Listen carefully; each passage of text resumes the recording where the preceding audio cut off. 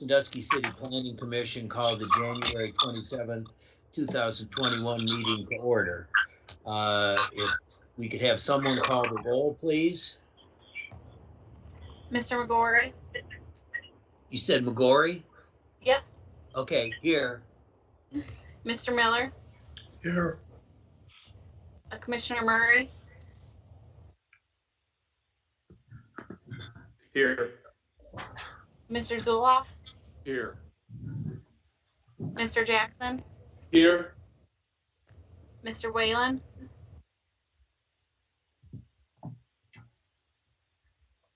Mr. Whalen, I'm muted. Here. And Ms. Castillo? Here. Okay, it appears that we have a quorum. As has already been noted, but I'd like to, as current chair, welcome Mr. Murray as a new planning commissioner, replacing City Commissioner Mr. Meinzer. So welcome aboard. Next item on our agenda is the approval of minutes from the December 21st, 2020 meeting. Has everybody received a copy of those minutes, and is anybody prepared to move to approve those minutes as submitted? So moved, Mr. Chairman. Is there a second to that? I'll second. Okay, it's been moved and seconded. All in favor of approving those minutes as submitted, say aye. Aye. Aye. Any opposed? Minutes are approved. The next item of business on our current agenda is election of officers for the current year going forward. What we're talking about is the position of chair and vice chair. And although Mr. Murray is a brand new member of this commission, he's certainly a long-term worker for the city, let's put it that way. And as the current chair, I would like to move that or nominate him for the position of chair going forward on this commission for the current year going forward. Anybody care to second that motion or nomination? I'll second it. Okay, thank you. Sorry, this is Jade Castillo, Chairman. Yeah. I think that. Thank you, Ms. Castillo. Any other nominations for the position from the floor? Hearing none, I guess I'll call for a vote. And actually, I guess call for a roll call on that vote. Okay. Mr. McGorry? Yes. Mr. Miller? Yes. Commissioner Murray? Mr. Chairman, I think Mr. Murray might be muted. Yes. Oh, yes, sorry. Okay. Mr. Zuloff? Yes. Mr. Jackson? Yes. Mr. Whalen? Yes. And Ms. Castillo? Yes. Okay. And I'm not sure procedurally, do I turn this over to Mr. Murray? It appears that everybody voted yes. I'm sorry, I got ahead of myself. It appears to be unanimous. So Mr. Murray is the new chair going forward. We still have the election of a vice chair. But I guess I would turn the matter now over to Mr. Murray. If you prepared to go forward. Proceed. Yeah, I'd like to. Yeah, I'll go ahead and turn it over to you if you're prepared to continue on as chair of this meeting. Sure. And okay, all right, it's all yours. Okay, thank you. First of all, thank you all. I've held a gavel for a while, so I think I have a little bit of experience doing this, and I have a daughter who I so indoctrinated into the importance of urban planning. She became an urban planner, and she works for that evil entity on the other side of Perkins Township, or Perkins Avenue, I should say. So We talk often, and it's as a result of those conversations and conversations with Greg and with Eric that I became quite interested in serving on this commission. So thank you all for your support.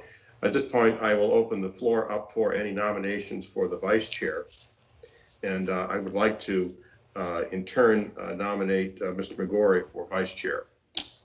Are there any other nominations? I'll second your nomination of Mr. McGorry. Thank you. This is Connor Is there Whalen. any other? Yes, thank you. I see you there. Unless there are any other nominations, I'll declare the nominations closed and Mr. McGorry elected for lack of another nomination as the vice chair. So thank you, Pete, for your leadership role continuing forward. Yeah, thank you. Thank you. We have before us the adjudication of the proposal to make some modifications to the zoning for parcels that are, I understand, currently owned by the Erie County Health Department. They're presently zoned as family and a two-family residential district, and they're seeking to have that modified to public facilities. And I understand that Mr. Volz, you have a presentation to make. Thank you, Mr. Chairman.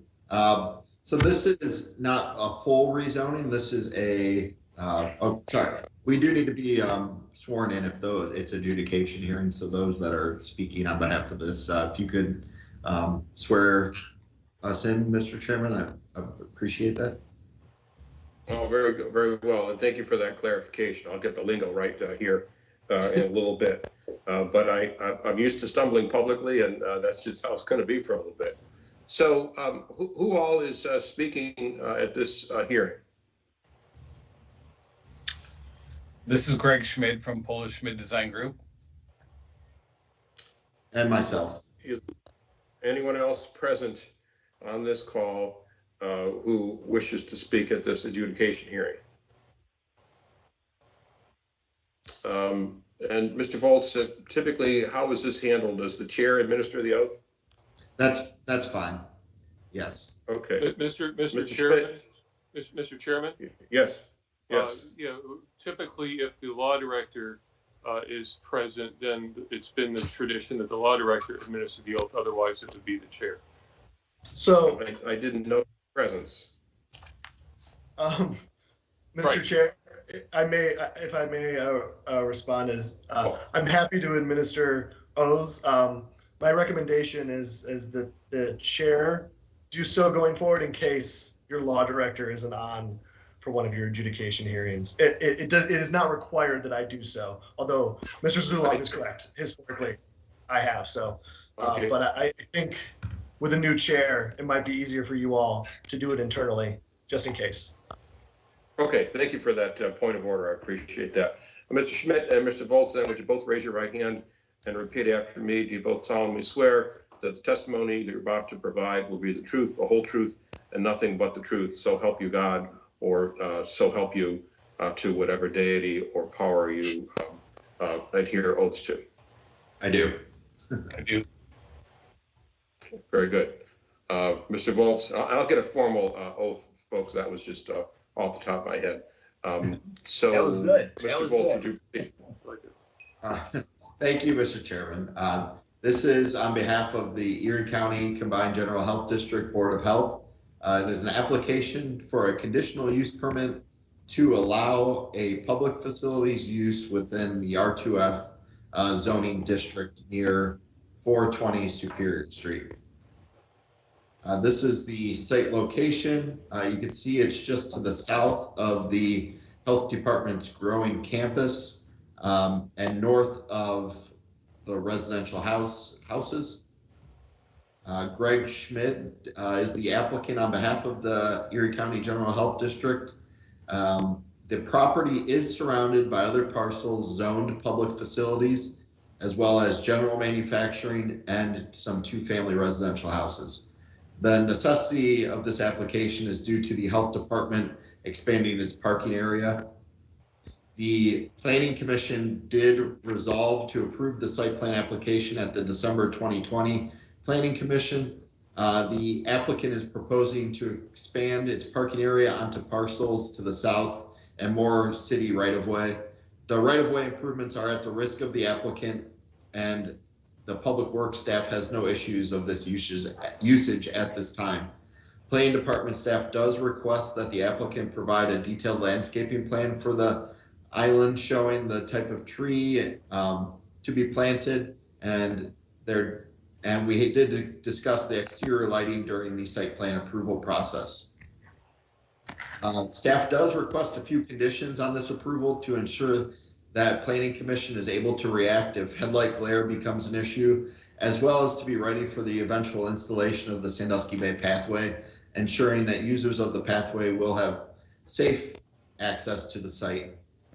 In conclusion, planning staff recommends approval of the proposed conditional use permit with the following conditions. The applicant provides for staff approval a revised landscaping plan that shows types and locations of plantings, locations and specifics of fencing to be installed if there is any at all.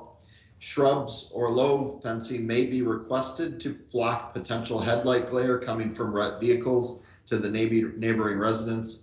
And when construction of the Sandusky Bay pathway is completed, bicycle parking and pedestrian access must be incorporated from the pathway to the entryway of the health department.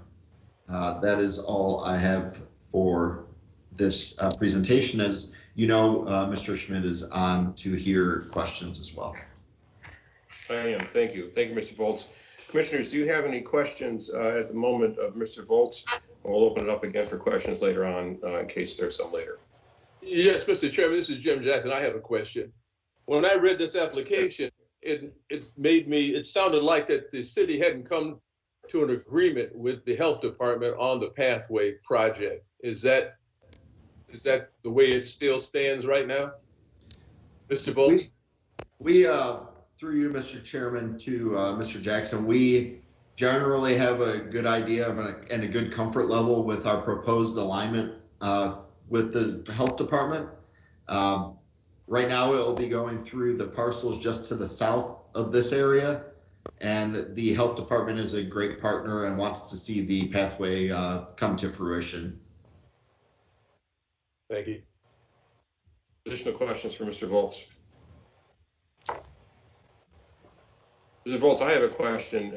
This isn't with respect to the Erie County Health Department, which has been just an outstanding partner to the city of Sandusky, as you've indicated over the years, and they're doing amazing things.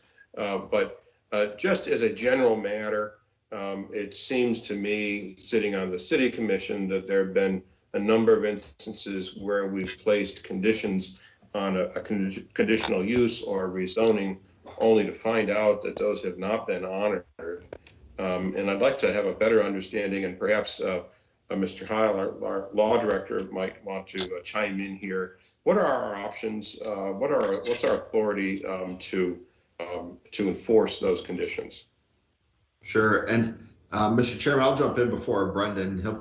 I would like to see our conditions more thoroughly followed through going forward. You'll see on a couple other applications tonight, I put some conditions on that I think need to be followed through on if they become necessary. And I think that the ones in this application specifically should definitely be followed through on. That will involve us working more closely with our code enforcement division to ensure that when projects are completed, they're completed as they are presented to us. As for what would happen if they are not completed as proposed, that's when I'll probably have to turn it over to Mr. Heil and let him answer. So go ahead. Sure. And I apologize in advance because you're about to get the classic lawyer answer of it depends. But yes, to the extent that there is some sort of code violation or something else that is a potential code issue, we could follow up on that, cite them, and follow those processes. to the extent that there are any contractual obligations, we could, but that's usually not a case with these zoning things. They're usually a condition of, I believe, the permitting, if that's correct, Greg. So generally speaking, it would be code following up with them, but we do have some options to enforce them, and if necessary, we can go down that road. I guess. Sorry, the one thing Go ahead. is these are conditional use permits for a reason.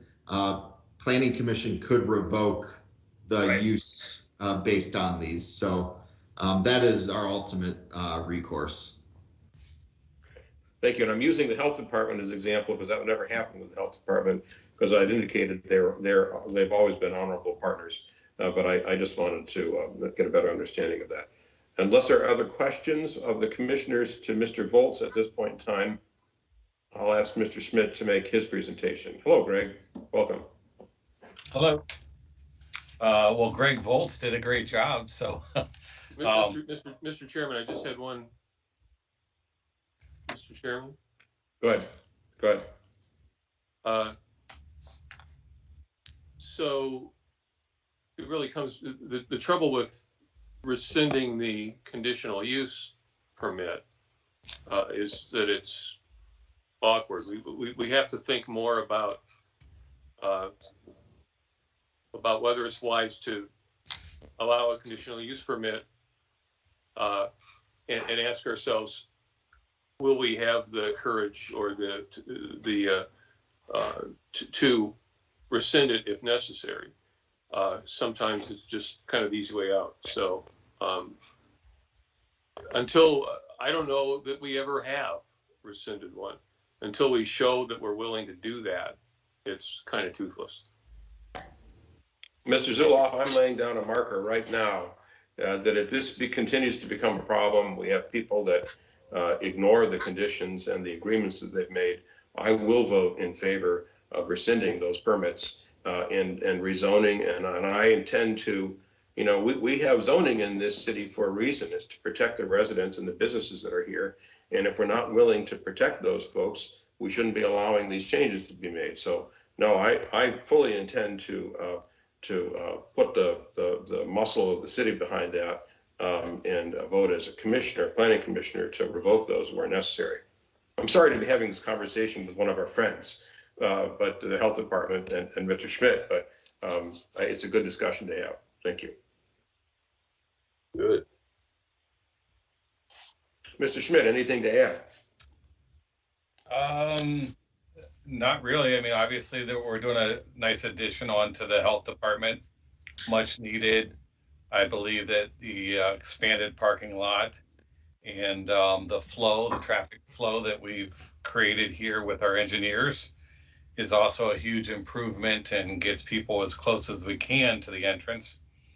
And we've been working with the city for the past year and a half on the bike path to make sure that when that goes in, that the health department is on board with the property and the bike path. And so I think it's been a good collaboration for the past year and a half. So we're looking forward to breaking ground here in about 3 weeks and getting this thing rolling.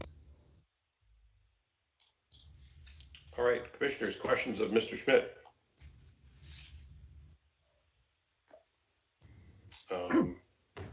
Mr. Chairman. Would someone care to make, yes, sir.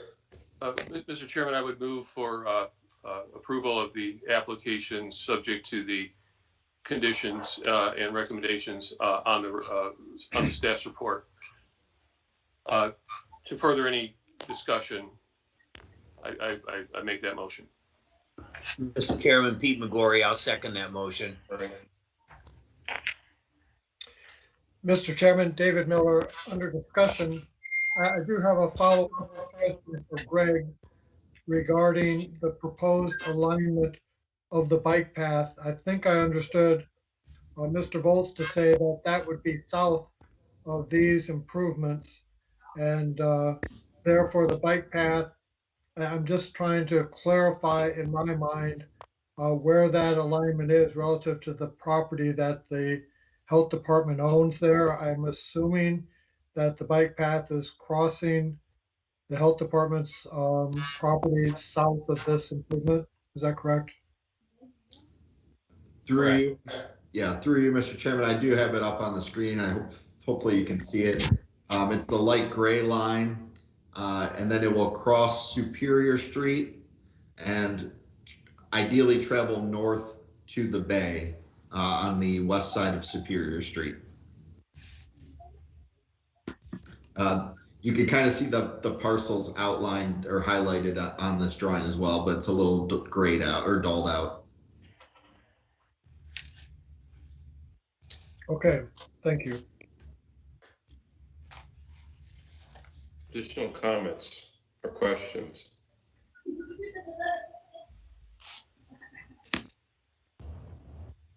Mr. Volz, do you call the roll here? Kristen typically does. Oh, okay. I haven't met Kristen yet. Kristen, would you please call the roll? Yes. Mr. Miller, Yes. Mr. Murray, Yes. Mr. Zuloff, Yes. Mr. Jackson, Yes. Mr. Whalen, Yes. Ms. Castile, Yes. and Mr. McGory. Yes. That application is approved and the hearing is closed. Mr. Volz, we next have an application for the reuse of a property that's been dormant for quite some time, and there's a proposal for some new commercial activity there that's quite exciting. Would you care to make a presentation in that regard? Yes, thank you, Mr. Chairman. This is for 2101 West Perkins Avenue. It's a property that I think all those on the Planning Commission and City Commission should be knowledgeable about by now with the recent rezoning. It was recently rezoned to limited manufacturing from its public facilities prior zoning. That's why it is still green in your packet and on the screen. I just changed the map today, so it should be updated online. The applicant has applied for site plan approval to add a limited manufacturing business at 2101 West Perkins Avenue. The property is now zoned limited manufacturing, not general manufacturing, and the building will be renovated from the former YMCA to the new use. The property is surrounded by public facilities, zoned parcels, and uses. The applicant is proposing 74 stalls, which would be sufficient for a factory of 96,000 square feet of gross floor area. The applicant is also proposing stall widths and depths greater than required by code, which, while not ideal from a stormwater perspective, can leave room for more parking stalls in the future if expansion occurs. And the applicant is also adding in a very large landscape island throughout the center of the site, which is now all asphalt. They also are adding additional canopy trees throughout the site and along the Perkins Avenue frontage, which will be a nice addition to the site. So in conclusion, staff continues to recommend approval of the proposed site plan for 2101 West Perkins Avenue with the condition that all applicable permits are obtained through the Building Department, Public Works Department, and any other applicable departments or agencies. I believe the applicant is on the line and they would be able to take questions as well as staff can take further questions. All right. Commissioners, do any of you have questions of either the applicant or Mr. Schmidt? And then I will turn to Ms. Honor and see if there's anything that she wishes to say, unless there's a question that's addressed to her. Through you, Mr. Chairman, I have one question. Jim Jackson. I'm looking at this print right here. It took me a long time to find it, but I only see one light post. Is that going to be sufficient for the size of that parking lot? Through you, Mr. Chairman, to Mr. Jackson, I believe there are two. The one is probably just hard to see within the blue area of the landscape island. but that is the current lighting that is on site at the YMCA facility, and the applicant may be better equipped to answer that question as to sufficient lighting. I know when I've been out there, it's been sufficient when it was the YMCA, but things may have changed in the last 4 years or so. Ms. Honor, if you're present, to answer Mr. Jackson's question. This is with Honor Commercial Representing Roz. I do want to let you know we do have the two on there. We think that they will be effective, the two of them. Once we get our new, of course, change the bulbs, probably go to a LED fashion on the bulb, get a little bit brighter lumination on everything once we know. But if we have to incorporate any more lighting, whether it be landscape lighting or what's necessary, we'll do what we have to do. Thank you. Sir, for the record, could you identify yourself? It was very difficult to hear you. Oh, I'm sorry. My name is Mark Miller, and I'm COO of Honor Commercial. Who is going to be the main component, main business in the building. Got it. Understood. Okay, thank you. Is Ms. Honor also on the line? No, she is not available tonight. Understood. All right. Well. Okay, thank you. Mr. Chairman? Mr. McGorry. I have a question for Mr. Volz through you. Mr. Volz, could you explain to me, I'm not quite clear on the comment that the stormwater handling would be less than optimum with this parking plan. I don't understand, or if you could explain that to me a little bit. The only point I'm attempting to make is that if you reduce the stall widths to a more appropriate number, you can, in theory, reduce the amount of asphalt that is on the site. Okay. We're not recommending that necessarily just because that's a cost to the business, but it's just a point to note out that they're using more asphalt than they otherwise would need. Okay, but it's there already. Correct, it's existing. And you're not changing the stormwater drainage system or anything. It's just leaving there what's already there. I believe so. That's correct. Okay. Thank you. You answered my question. Mr. Chairman. Mr. Zulauf. Thank you. So two things equally important. A good call, Mr. Jackson, on the good spot on the lighting. Equally important to adequate lighting for safety and security is not having too much. So I just want to make sure we're not sending signals that we want to light it up like a stadium.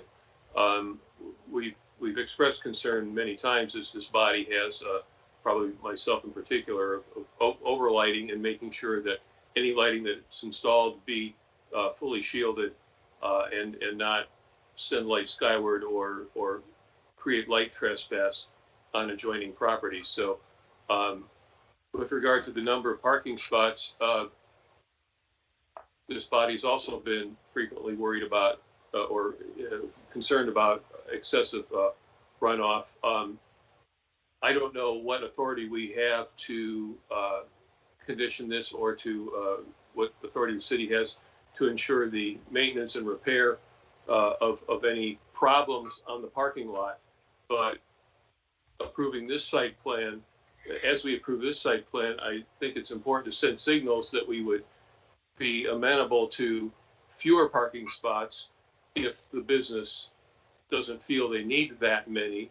If, as they do upgrades and repairs, I would hope at least the most egregious problems would be a requirement or would be done. But in the long run, everyone wins if we don't pave more than is really needed. Mr. Zulauf, I can tell you from painful personal experience of having just paid for a repaved parking lot that no one wants to pave more than is necessary or repave more than necessary.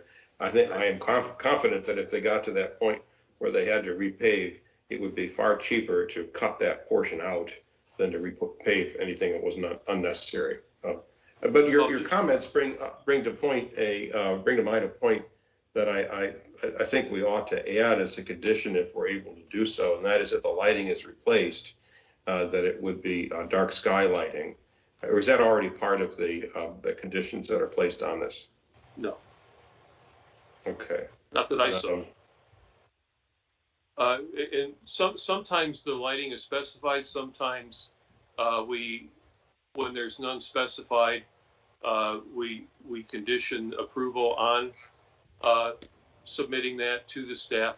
We've also had cases where, however, that we were promised compliant lighting, full cutoff lighting, and didn't get it. So we need an ordinance. Yeah, we do. And I fully agree, and I think that's on the agenda for the balance of this year and next. But what I would like to do is, once there is a motion to approve this site plan, I would like to make an amendment, a friendly amendment, that it be, that if the lighting is replaced, it be dark sky compliant. And Mr. Miller, I know you're listening to that, and you're probably wondering what the devil I'm talking about. But if you're thinking of moving to LED lighting, that is naturally going to address the excessive glare concerns that exist from the old style lighting. It'll be cheaper for you. It'll be better for the neighborhood and better for the environment. So that's what that condition is designed to do. And that's no problem at all. And Thank you, sir. I just grab your attention for 1 second. As far as the parking spaces, the sizing we went with on the spaces, it's because we are primarily a commercial business. That's what we are, as commercial window and door company. So what we tried to do is allow a little bit more space, because we're planning on having larger vehicles in the spaces than a standard car that you would find in an office building. That makes sense. Commissioners, additional questions or comments? Yes, through you, Mr. Chairman, David Miller. I have a question and two comments. First, the question, has the sale of this property occurred yet, or are these things that are still conditional for a sale going through? Who's able to answer that question? Mr. Miller should be the best to answer that question. Yes, this is a condition of the sale, the rezoning, the site plan approval, rather. All right, then the two comments. Yes. First, as regards the lighting, maybe you're aware, likely not, but lighting has been a pet concern of some of the planning commissioners, and we very much, I think, speaking as a general consensus of the group, look forward to updating our lighting requirements to be dark sky compliant. Probably everyone's aware of what that means by now. But in this particular case, though we don't want uplighting, and sensitive to Mr. Murray's comment about LED being a better quality of light for the money, as a former YMCA director, you want to have adequate light there. We had problems with things that happened after dark in that parking lot, especially including on the east side and toward the back, such that we ended up parking our vehicles as close as possible to Perkins Avenue just to keep them more visible overnight. And secondly, as it regards runoff in the parking lot, having a substantial landscaping in the middle of the parking lot, it occurs to me that that might lend itself to passive treatment of runoff and somewhat abating Mr. Volz's concern about having more asphalt parking than necessary. That's also been a pet concern of some on the planning commission, that to the greatest extent possible, when we do parking modifications, the ability to treat rainwater and runoff on site, especially passively, with a rain garden-like concept. If that landscape is designed that water flows to it and accommodates the infiltration of parking lot water, it's a great way of treating the water from that parking lot without adding to the treatment load of the wastewater treatment plant. Those are my 2 comments. Thank you, Mr. Miller. Additional questions or comments?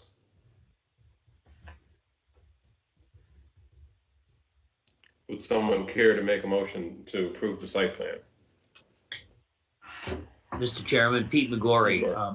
I will make a motion to approve the site plan as submitted, subject to the limitations or recommendations by the planning department with the planning department's recommendation, or I'm sorry, the staff recommendation, and also subject to, if the current lighting is changed or added to, that there will be a further dark sky requirement for any additions or modifications to that. And I would further add, I guess, according to Mr. Miller's comments, I think Mr. Miller says a rain garden approach to the center island, I think that means curbless. So that water flows from the parking lot into the planting area as opposed to stop at a gutter. So I would make that as a further requirement to my motion.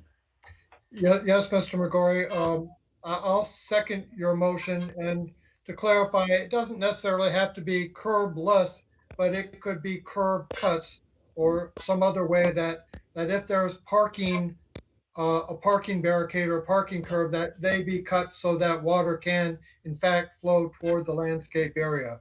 Can be a great way to water the bushes or whatever's in that landscaping. Okay. And of course, there's a motion and second. The only thing I would add is the observation that unless the parking lot is already sloped in such a way that it would feed in on one side or the other, probably not both, it's going to have a limited effectiveness. But we need to design toward that going forward with an existing reuse or an adaptation of an existing site. It's probably not practical to drain a significant percentage of the parking lot into that space. Just a thought. Mr. Chairman. Mr. Zulaw. I will hold it the runoff condition is vague enough to not be onerous, and we could just go ahead and approve it that way. Yes, it's pretty vague. It's I would say it's more of an aspirational condition. Mr. McGorry, would that be fair to say? Yes, yeah. I'm all for vague. You lawyer. You're going to make our law director uncomfortable, Mr. McGorry. Further discussion on the motion. If not, then Kristen, would you call the roll, please? Yes, Mr. Murray.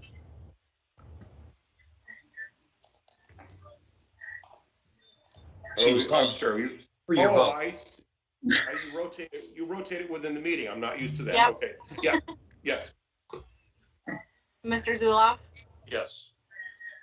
Mr. Jackson. Yes. Mr. Whalen. Yes. Ms. Castile. Yes. Mr. McGorry. Yes. And Mr. Miller. Yes. That site plan is approved, and I want to thank the investment that the honors are making in that site, and it's very much appreciated. We're looking forward to their success there. Mr. Volz, we have on behalf of Name One Yellowstone an application for a special residency occupancy permit for another really interesting project that's going on just down the street from us. You have a presentation to make. Yes, just any other now exiting.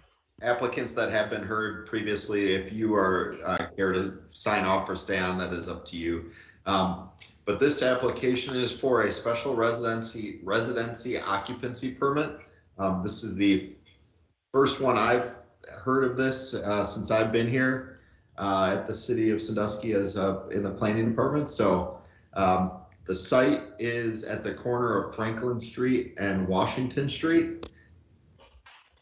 It is a Mr. Mazon, I'm sorry if I pronounced your name wrong, of representing Name One Yellowstone LLC, has submitted for this application for 333 East Washington Street to allow for the reestablishment of a residential non-conforming use where a prior legal non-conforming residential use has expired and the structure still remains. The property is surrounded by other downtown business and 2 family zoning districts.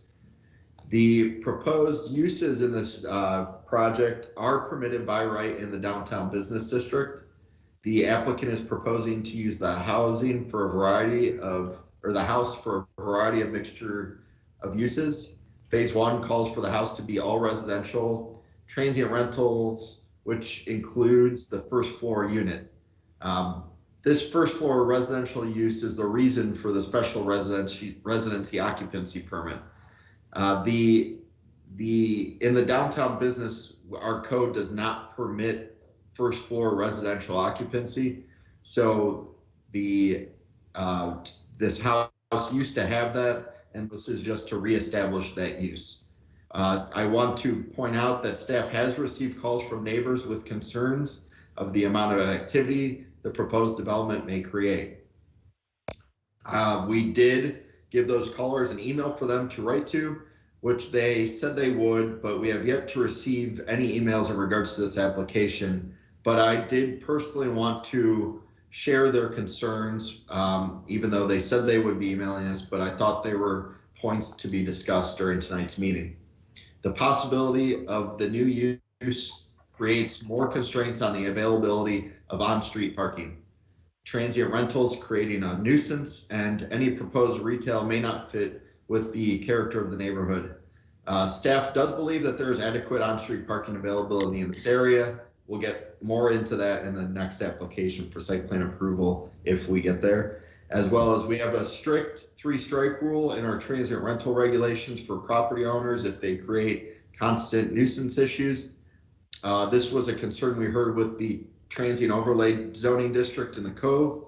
And to date, we haven't received much, if any, complaints for those transient rental overlay district out there. And finally, as it is zoned downtown business, retail and residential are both permitted by right. But in conclusion, planning staff recommends Planning Commission grant a special residency occupancy permit for 333 East Washington Street with the following conditions. And Mr. Chairman, these kind of get to your point earlier about our ability to react when applicants don't respond the way that they say they will. The first one is exterior lighting to be dark sky friendly, and the applicant provides exterior lighting cut sheets for staff approval if they are adding any. As part of the special residency occupancy permit, Planning Commission could request a parking management plan from the applicant if consistent complaints are heard from neighboring property owners and residents. If the property is used for transient rental, the applicant must obtain necessary transient rental occupancy permits through the city of Sandusky, and the applicant obtain all necessary building, public works, or other necessary permits. I know the applicant is on the line for this one, and I will appreciate any questions from the planning commissioners, and I believe the applicant will be more than happy to answer any questions as well. Thank you. Thank you, Mrs. Volz. Before I turn it open to the other commissioners, would you explain for the public's benefit and mine, I'm sure the other commissioners know, what is a 3-strike? How does the 3-strike rule work? Are they just barred from transient rentals for the balance of the year?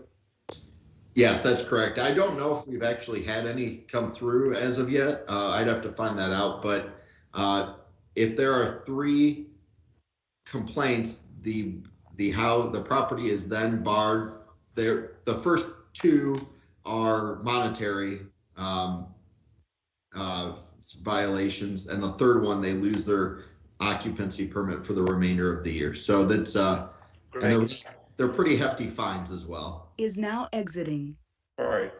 Thank you. Just for just a little bit of education there. Commissioners, questions, and we'll turn to the applicant in just a moment. But commissioners, questions or comments for Mr. Volz right now? Mr. Volz, this is Jim Jackson again. I looked at the parking that they say they have and what's available on the street. How many units are they planning to put in there? Well, and through you, Mr. Chairman, to Mr. Jackson, that might be maybe actually better for the applicant to answer, just because it could be anywhere from 6 to 8 units, I believe. That's correct. But right now, the house alone, I believe, already has 6 units. That's right. That's right. Currently, it has 6 units already in it. That's correct. Six exist. Okay. We're looking to add 2 in the basement. And Mr. Mason, how should we pronounce your name, please, sir? It's just Mason. Mason. Okay, Yeah. thank you, Mr. Mason. Like there wasn't an I. And would you remind me, what is your relationship to the applicant?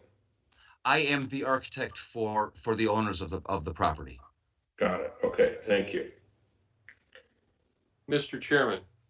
Mr. Zuloff. I did have a question for Mr. Volz. Just to clarify what we're ruling on. First of all, is it true that there is no parking requirement for off-street parking because it's downtown business? Is that in the district that has the shared parking? Is that correct? Through you, Mr. Chairman, to Mr. Zuloff, that is not correct in this instance. The downtown parking requirement area is ends at Hancock Street. I see. That's okay. But to the other point, what we're discussing currently is to only reinstitute the non-conforming use of first floor residential. So I put the other notes in here just because I knew it'd be coming up in later conversation, but special residency occupancy permit is purely to use the first floor for residential use. Understood. Right. So to keep it in perspective, the applicant already has the right to use the upper floors. So the real issue is the additional burden of the activity, the parking and so forth on the ground floor. Correct. But isn't it also true that the house was previously a single family at one point, or did it? How long has it had multiple units in it? Because I seem to recall it being a primary residence of a local family. Through you, Mr. Chairman, I believe it was probably about 15 to 20 years ago when it was a single family residence. I do not know how it became 6 units over the course of 20 years. We could look back through our records and it shows which may or may not exist because every once in a while a unit gets added or multifamily gets created without the proper.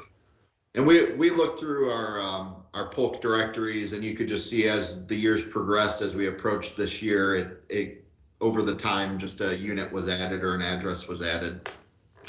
Do we know then if this property has transferred, or is this again a condition, a sale condition on this application? Mr. Mason, are you able to address My that understanding is that it has transferred. That's my understanding. I thought so too. Yeah. Mr. Zuloff, to your point, we may not have records that may have been done legally or illegally, probably illegally over the years. And that's just underscores the importance of having a robust code enforcement and zoning enforcement staff, which we're in pretty good shape pre-pandemic, and we'll get back there very soon. Just a point, Mr. Chairman. I wasn't suggesting that it was done illegally. I was saying that such things are possible. Yes, I can't comment on the specifics because I don't know, and frankly, I suspect the city doesn't know, at least as to a lot of situations where single-family residences were expanded into multiple residences illegally. I'm not suggesting that was the case here. Thank you. Additional questions or comments for Mr. Volz? Mr. Mason, would you like to present on the I guess what was it called? The conditional use application? Yeah, special residency occupancy. Special residence permit. Yes, thank you. Thank you. I think I'll try to be brief and maybe just talk about what might be important or most important. You know, the plan. It's first of all, it's a beautiful building. We did inherit it in a a hybrid of multiple units throughout the facility. So that was the kind of the intention in going about this approach to the transient rental. But the plans are for a full kind of restoration of the exterior of the building, cleaning, scraping, painting, tuck pointing in any masonry in the foundation walls and the chimney. There along the east side of the building, there's a porch that has kind of some structural decay that's going to be fully renovated, and we're going to really clean up the outside of the building, and then take that same kind of approach to the inside. The first floor of the building is it's beautiful. Plasterwork's in pretty good shape. So we're going to kind of, again, try to keep as much or all of the character that we can and that exists in the building today. Second floor of the building, there was some renovation work that was kind of in process. So there's not much we can do there other than just put it back together in a way that was in keeping with what was there. And third floor apartment was, you can tell that one happened probably late 70s, early 80s, and we're gonna do that one over. And so what we're looking for is a very, very nice product. Again, take advantage of the character of this beautiful old building. So I think when we're done, we're gonna have something that everybody's proud of. I hope that helps kind of give a sense of, what we're hoping for when you look at, or at least address the concerns of the neighborhood. This is going to be a good crowd that comes here and stays. Great, thank you. I think your willingness to accept go forward with the permit with the additional conditions placed on that is very helpful and very much appreciated. And I hope that provides the residents with some comfort. Mr. Zilloff, I think you wish to speak. No, that was me, Jackson. Oh, Mr. Jackson. Yeah. Mr. Mason, the primary use is just going to be transient use. I mean, it's not going to be, you're not going to be renting the units to people on a monthly basis. It's just going to be transient use as your primary use of that particular building? That is correct. I'm sure the development team would be open to, a month-long rental, but it isn't like it's an apartment that you're obligated to rent for a year. But that's the primary use of the house, yes. Okay, thank you. Mr. Chairman. Mr. Zilloff. I would expect, given the nature of this piece of architecture, that it would tend to take on the nature of what was formerly very popular bed and breakfast. And the bed and breakfasts have never been much of an intrusion on the neighborhoods, and we don't call it that much anymore. Now it's all VRBO, and we don't talk about bed and breakfast, but that's the character we have. I also, I know we're getting a bit into discussion here, so I'm not sure, we've never worried too much about whether there's a motion yet, but I seem to recall that house being joyfully not aluminum sided or vinyl sided, but still in wood. Am I correct? That's a question for the architect. Absolutely, it's still wood side. And is that the intent to keep that and not vandalize it with plastic or aluminum? I'm gonna steal that vandalism topic. Can you from answer that loaded question? I'm stealing that, just so you know, and I'll reference you if I have to, but no, absolutely not. It's gonna stay wood. The wood's gonna be, like I say, any rotten wood's gonna be restored. It's gonna be repainted. We're gonna keep it just the way it is. You're talking of the former member and chair of the Landmark Commission here too, so. Very good. You know, and have you thought about applying for a plaque, or you know, you can apply for landmarks. We can name it a landmark, and we would love to name it a landmark in Sandusky. It's a really cool house, and not as changed as many of the other ones Sure. have been. Just Sure. just that little tidbit there. I can promise you that the team would be excited about that. Yeah, I'll make sure that they know that's an option. Can you pass that on to Mr. Horstman, Mr. Volz? Noted. Thank you. Thank you for your receptivity to that, Mr. Mason. And Mr. Zuloff, thank you for that suggestion. And you're right, we are a little bit far afield of our formal structure, but I don't think that we should be too formal here. And I welcome the ability to dialogue this way. Additional questions or comments for Mr. Volz or Mr. Mason with respect to the permit? We'll turn to the site plan in just a moment. Then would someone care to make a motion to approve the permit?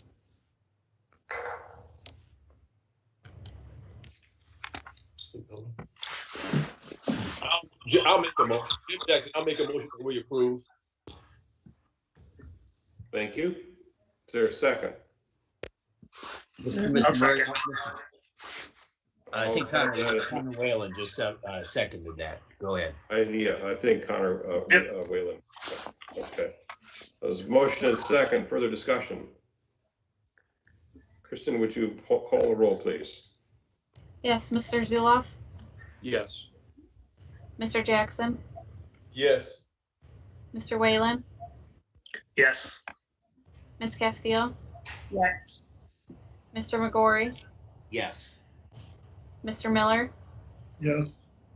Mr. Murray. Yes.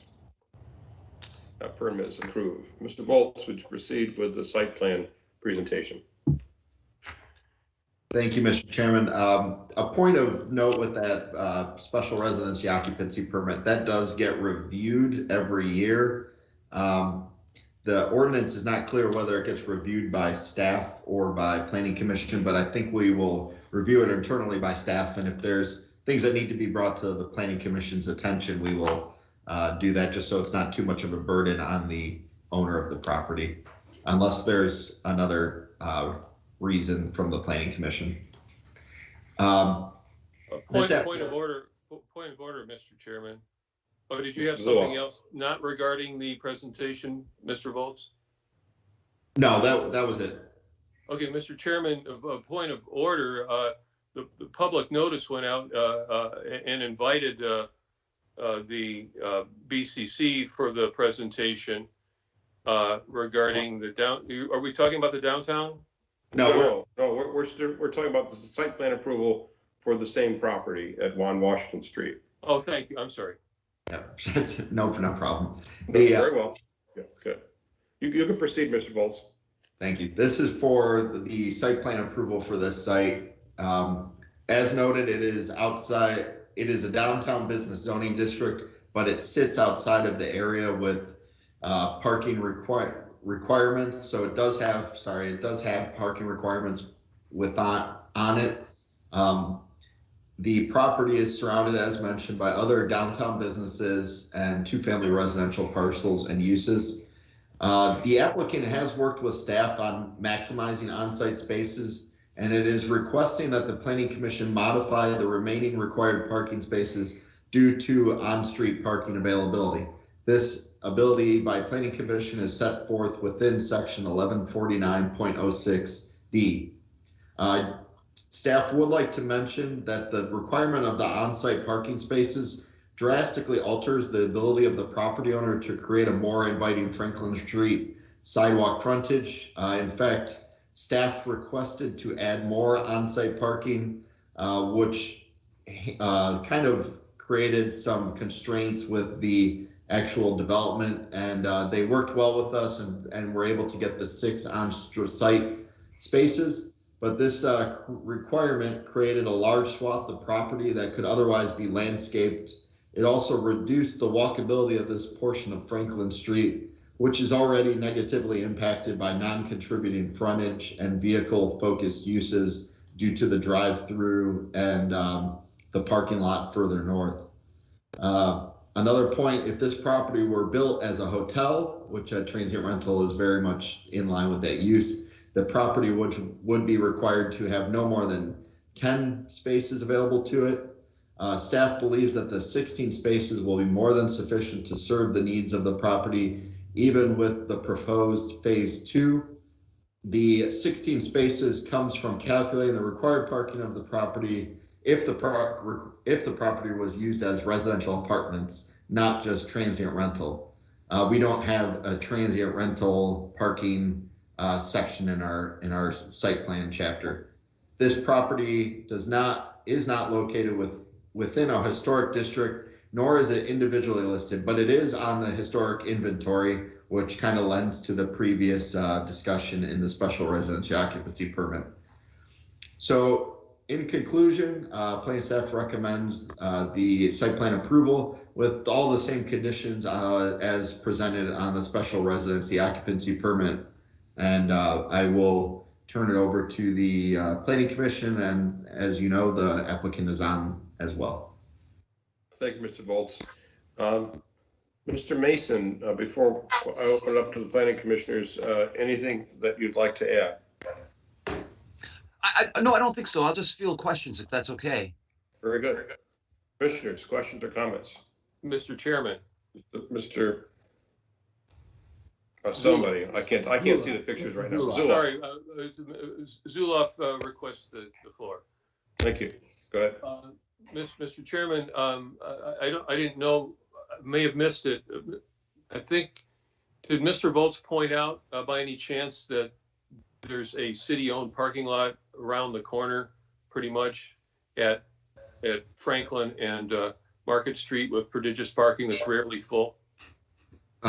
Through you, Mr. Chairman, to Mr. Zulaf, no, there's a few reasons for that. First, we believe that Franklin Street alone is very underutilized. In fact, typically there's only one car at most on Franklin Street, as well as that parking lot is beginning to be more heavily utilized by the folks in other surrounding buildings such as Falcon Point Loft. So we didn't want to put too many eggs in a basket.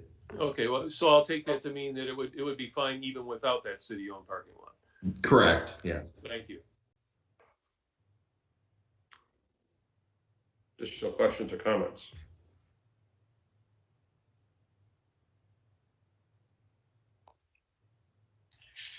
Would someone care to make a motion to approve the site plan?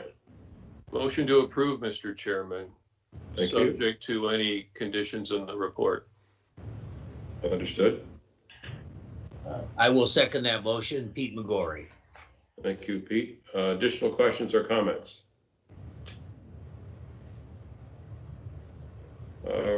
Kristen, would you call the roll then, please?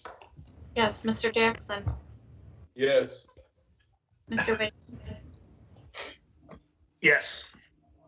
Ms. Castile, Yes. Mr. McGorry, Yes. Mr. Miller, Yes. Mr. Murray, Yes. and Mr. Zulaf. Yes. That motion is approved and the site plan is approved. Commissioners, old business, or Mr. Volz, do you have old business to bring before the commission?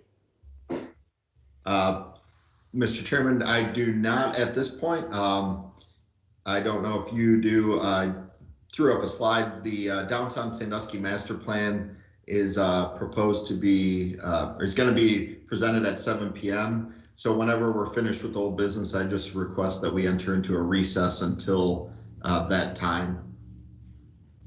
That'll give me enough time to run home and get a bite to eat, so that's good.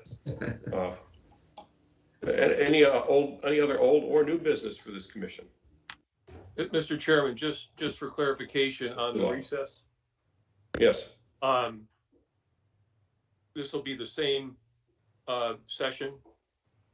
So we, if we log out, we log back into the same session. Any members of the public would be logging into the same session. Any members of BCC that might already be here would be logging into the same session. Thank you. Yeah, correct. The other thing, feel free to turn off your cameras and mute yourselves if you'd rather not risk logging out and logging back in. I know that's what I'll do. Commissioners, just before we all go, I again want to thank you for the opportunity to serve as the chair of this commission. A couple of things that I want to just pass along that are important to me. I very much recognize that you're all volunteers and appreciate your time. And I know that in the past, the city has felt pressure from time to time with late applicants. And I intend to draw a pretty firm line in the sand here. And that is, if the materials are not ready by the close of business on Friday, they will not be presented to the Planning Commission absent truly extraordinary circumstances. I want all of you to have the time on the weekend to review these materials. And the second point that I think we're going to just have to really emphasize, because in the past, some of our applicants have become a little lax, and that is, if you missed a deadline, you're waiting a month. You're not going to pull a group of volunteers together again for an extra meeting just because you didn't do your homework on time. So I do intend to insist on both of those.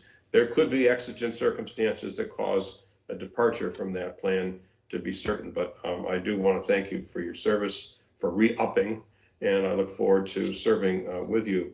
And with that, we will recess until 7 o'clock. Thank you. Thank you. Thank you. See you soon.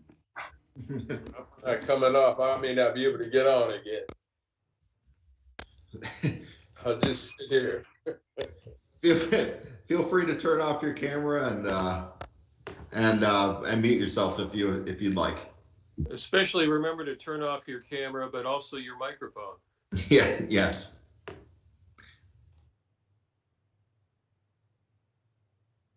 Okay. Oh.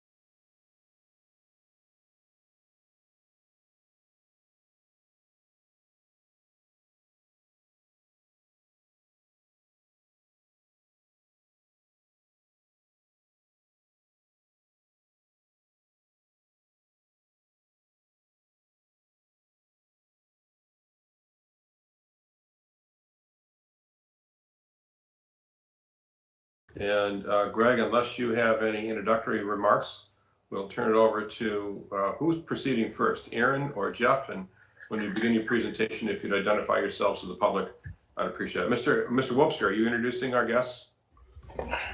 Yes, sir. Through the chair, Commissioner Murray, I was just going to say a few words before turning it over to Jeff and Aaron with MKSK on background. And one, that's just to thank everybody for, in a late Wednesday evening tuning in tonight, as well as the nearly or over 800 Sandusky stakeholders that participated in the creation of this planning process. And I want to thank them for that. I also want to thank Greg Volz in particular, but the entire planning department and other city staff and departments that have put a great deal of effort into the plan that you will see tonight, as well as the members of the executive committee and steering committee for this plan, who during a really difficult year due to the pandemic have really hung in there with us and found creative ways to get together and to give their feedback on downtown. We're really proud of what they will see tonight. And I just wanted to give a reminder before Aaron and Jeff dive in from MKSK that this plan really builds on the success that has taken place downtown over the last several years. We have had an incredible run in which we have moved into a new city hall. We've added a college campus presence to the downtown. We have transformed our waterfront through the reconstruction of the Jackson Street Pier and Shoreline Drive. We've added over 30 new businesses, over 100 new units of housing, and along the way have welcomed the State of the State address from then Governor Kasich. We celebrated our bicentennial with the Tall Ships Festival, and in 2019, we're named America's Best Coastal Small Town. So while the things that you will see tonight are ambitious as to what we think is possible in our downtown over the next 5 years, we also think they're very practical and achievable because it builds on the great success and momentum that was made possible by the leadership of the City Commission and the many, many partners whose not only past contributions made that possible, but whose current contributions are all over this plan. And so what you see tonight is not Aaron or Jeff's recommendation. It's not my recommendation. It's not Greg's recommendation or any individual commissioner's recommendation. It is truly reflective of the feedback of those hundreds of people that have participated in this. And with that, I can't wait to turn it over to them and get started. I believe, Aaron, I'm turning it over to you specifically. So I look forward to hearing your remarks and participating as the evening goes on. Mr. Chairman. Muted, Aaron. Yes, sir. Mr. Chairman. Yes, Mr. Zullock. Yeah, I just want to express my appreciation for MKSK. They have a tradition. I don't know if it's the same principles, but Gentleman Klein, I think, might have an association there. Yeah. And they did some fantastic work, some beautiful renderings years ago. They must be excited to see the progress and see maybe a few of their concepts have been realized. Maybe some of them still will. So I think it's exciting to see this firm working on this. Well, thanks so much. We really appreciate that, and you are correct that that legacy firm is part of the current composition of MKSK today, and great partners. So thank you. Nothing like starting off a presentation with a shout out from someone on the other side of the table. So thanks again.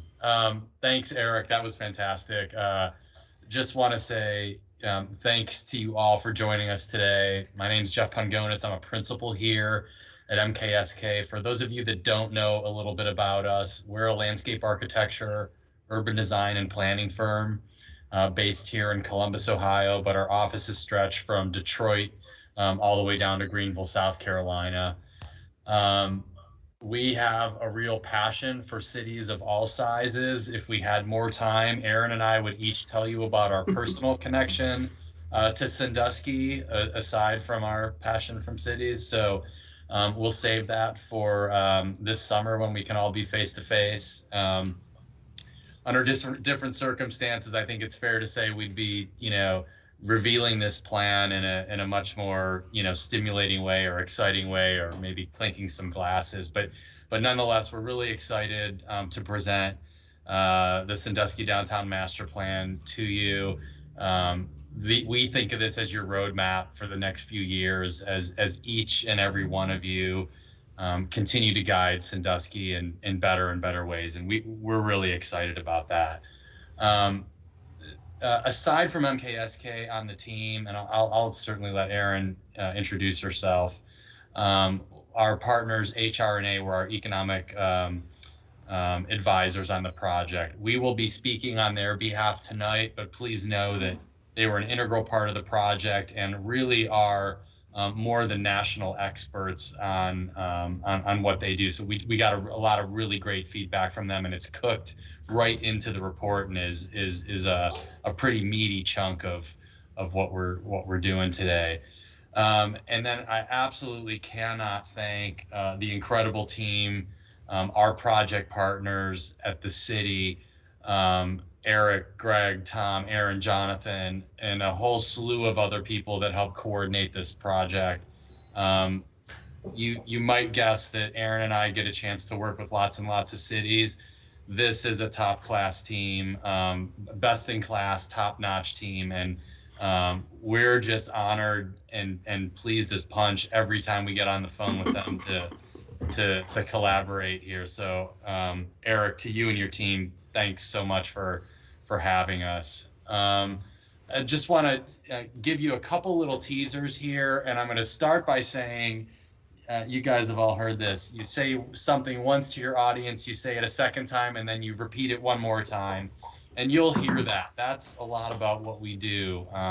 We want to communicate this message to you in a few different ways, in a few different times, and hope that you will be the administrators of this plan moving forward. So if you hear us repeat things, I'm giving Aaron license to do that once or twice, and I hope the next time we're having a beer in town, I hear someone sitting at the bar next to me repeating some of these principles as well.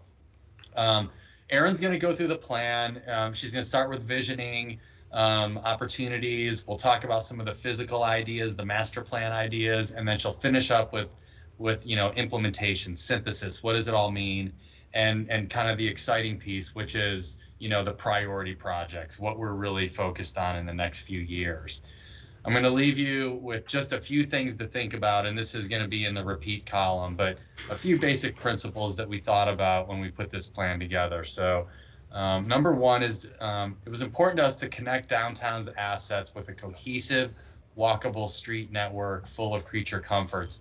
This is what your market, what your audience, what your residents, what your visitors want today. We're focused on it. We want to increase connections to the water. We want to increase views to the water. Every single thing that we can do to connect people to water, super important. And I know you know that because you live there, but let's remain focused on it at all levels. We want to think about downtown as a neighborhood. That's really important. And a neighborhood means people live there and people can live their daily lives there. People like to visit great neighborhoods. We think about downtown and Sandusky and the waterfront as a year-round destination, not just a place to visit once or twice or during the summer. And finally, we want to foster success of downtown with an activated public realm, with active retail, and with investments looking towards the future. So I want you to think about those few points as Aaron runs through the content. Aaron, I'm going to give our friends license to stop you if please do. We start to speak planarese, or if anything just seems like it needs a little explanation. Please raise your hand or do whatever you need to. But with that, I'll turn it over and let's get started. Thanks, Jeff, for the intro. I have a little echo happening. I don't know if you're all hearing that, or maybe it just went. Aaron, okay, now I'm not hearing it. Your audio is okay, Aaron. Great. Excellent. Well, thanks so much for the introduction. Thanks for having us. I'm deeply grateful for the technology that's able to bring us together today, because there's been a lot of barriers to getting together this year. So it's great to be in community with you all, even though we're on a screen together and not in the same room. And I would definitely echo, Eric opened, Jeff mentioned the camaraderie, the committees, all of the work that we have seen you all tell us about this year. Learning about the community and getting to know you all has been a pleasure, and we're really excited to present this. So I'm going to walk through the document with you because we think it's a really great way to just continue to get oriented with it. I know that the Planning Commission, you've all had a chance to take a look and maybe do a deep dive and a read through. But for those of you that are watching on YouTube or the community audience, there's a couple key things. I'm going to go ahead and flip in. I'm going to stay high level out at this kind of spread view. So if you have the open book, and you'll be able to see some really large headers. I wouldn't try to read a bunch of text.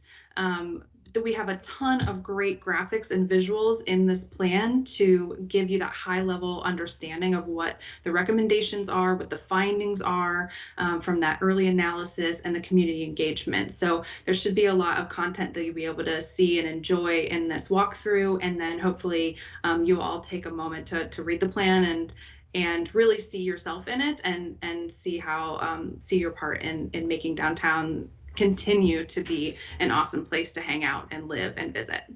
So Aaron, just real quick, I was just going to add in, we will be putting the plan up on cityofsandusky.com/downtown at the completion of this presentation. So just wanted to throw that in there. Okay, great. That's excellent. So you'll be able to have it at your fingertips pretty soon here. So the plan is oriented. There's a couple different chapters. We start off with an introduction. We talk about the community engagement and the market potential that our partners with HRNA helped us pull together, the analysis section, and then I'm really going to spend the most of the time on this presentation on the recommendations because that's where all the fun stuff is. Like, what's the meat of this thing? What are we going to do? What are we saying we're going to do? So that's where we'll focus most of the presentation. The beginning of the introduction section does give a high-level overview of the plan recommendations, and I won't say each one here because there's one big spread per recommendation or more in the recommendation section, and then there's a section for the focus area opportunities. So these really fall in line in kind of a linear fashion where the recommendations are kind of big vision. There's a lot going on in them. There's a lot of ways to accomplish them. The 9th recommendation is to prioritize investment. So thinking about the places that are special, the places that are just ripe for investment, or how you organize those assets, like Jeff mentioned, connecting to the waterfront, those key places are really going to help implement a really fantastic plan, and those early wins, kind of the things that are really going to make a big impact for your investment. And that's where you'll see those 5 focus areas in the plan that we have in a series of illustrations for. The rest of the introduction talks about the process itself. So we ran a 3-phase process that began with a lot of listening. So the steering committee was with us for several different meetings throughout the planning process. We got to know them, and they really helped us key this process and the plan into the community.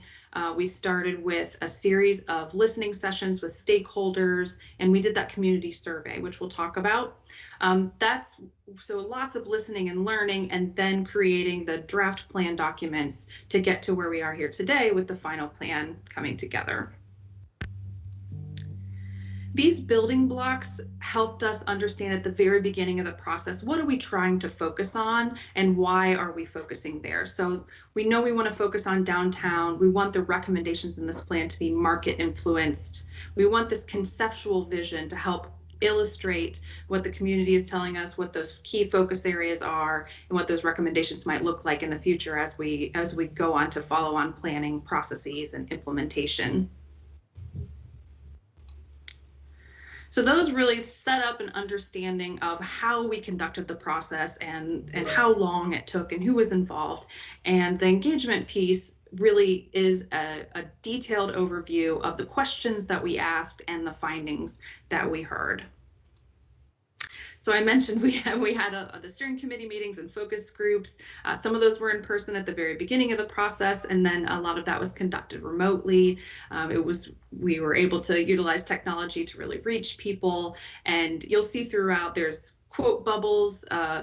We had like a couple hundred pages of responses to the community survey. It was so fun to read and summarize, and a lot of that great summary is in this plan. So we're so thankful that we had 798 responses to that community survey. There's several spreads to talk about those results. So I mentioned that we had 798 results. There's a discussion about who we heard from, who answered the question. There are findings from each of those questions and takeaways, kind of big high-level takeaways from those couple hundred pages of results, like I mentioned. So this is a great section to get into and read, and you might see a quote from yourself in this section or throughout the planning document.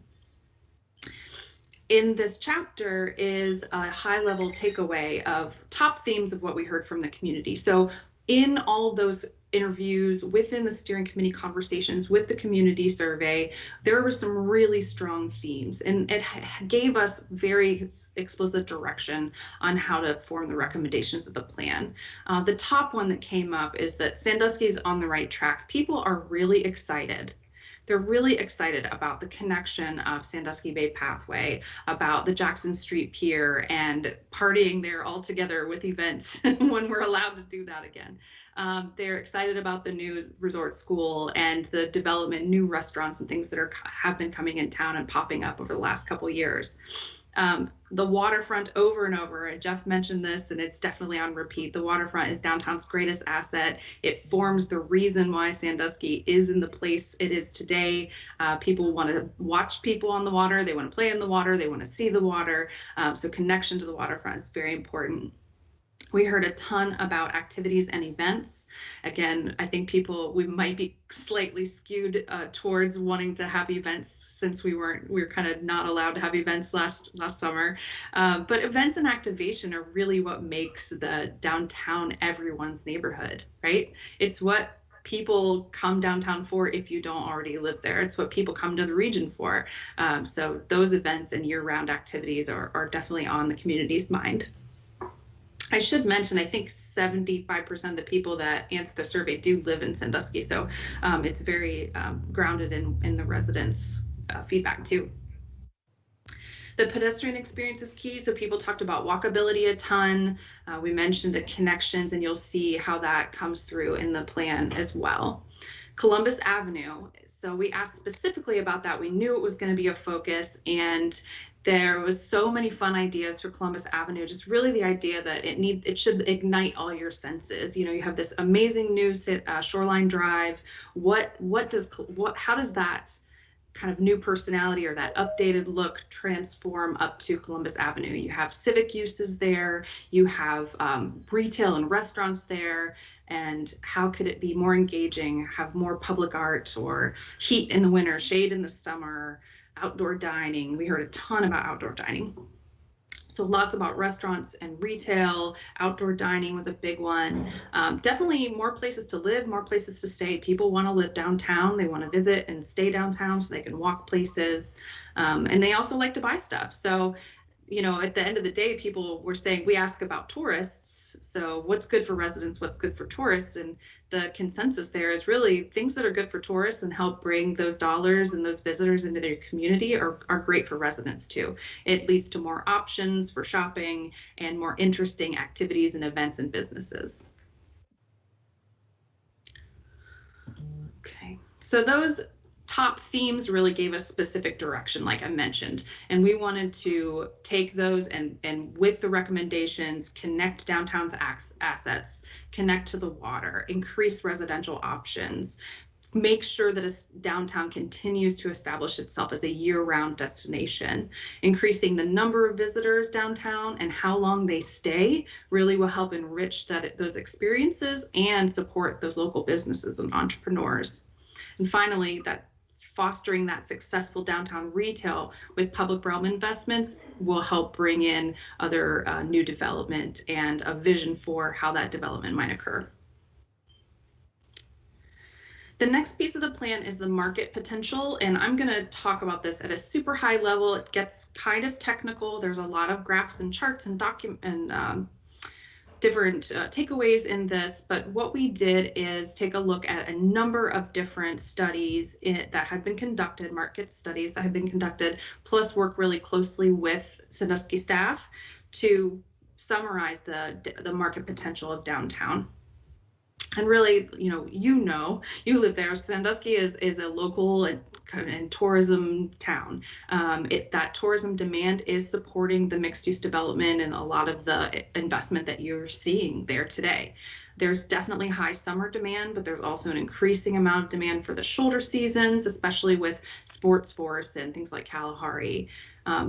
There is a strong demand for a hotel in the downtown to 100 and 150 rooms. There's a lot of support for residential. People want to live there. I'm kind of looking at these high-level takeaways, just so you know.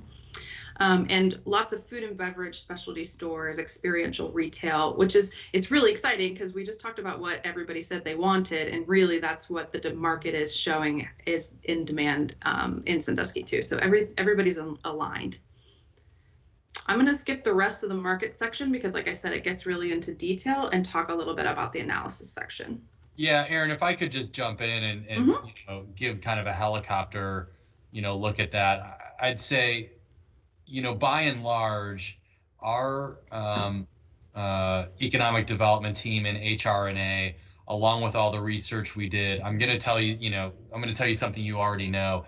You are positioned to have an increased level of retail, commercial, hospitality in the city that can be a real generator of activity and economic development. And so I just want to, not just present the facts to you. The numbers that we're showing are substantial, and hitting any substantial percentage of that will both be great for the city, certainly hard work, but really change the perspective and the sort of the critical mass needed or desired in an active and vibrant downtown. You guys are making great progress on the ground.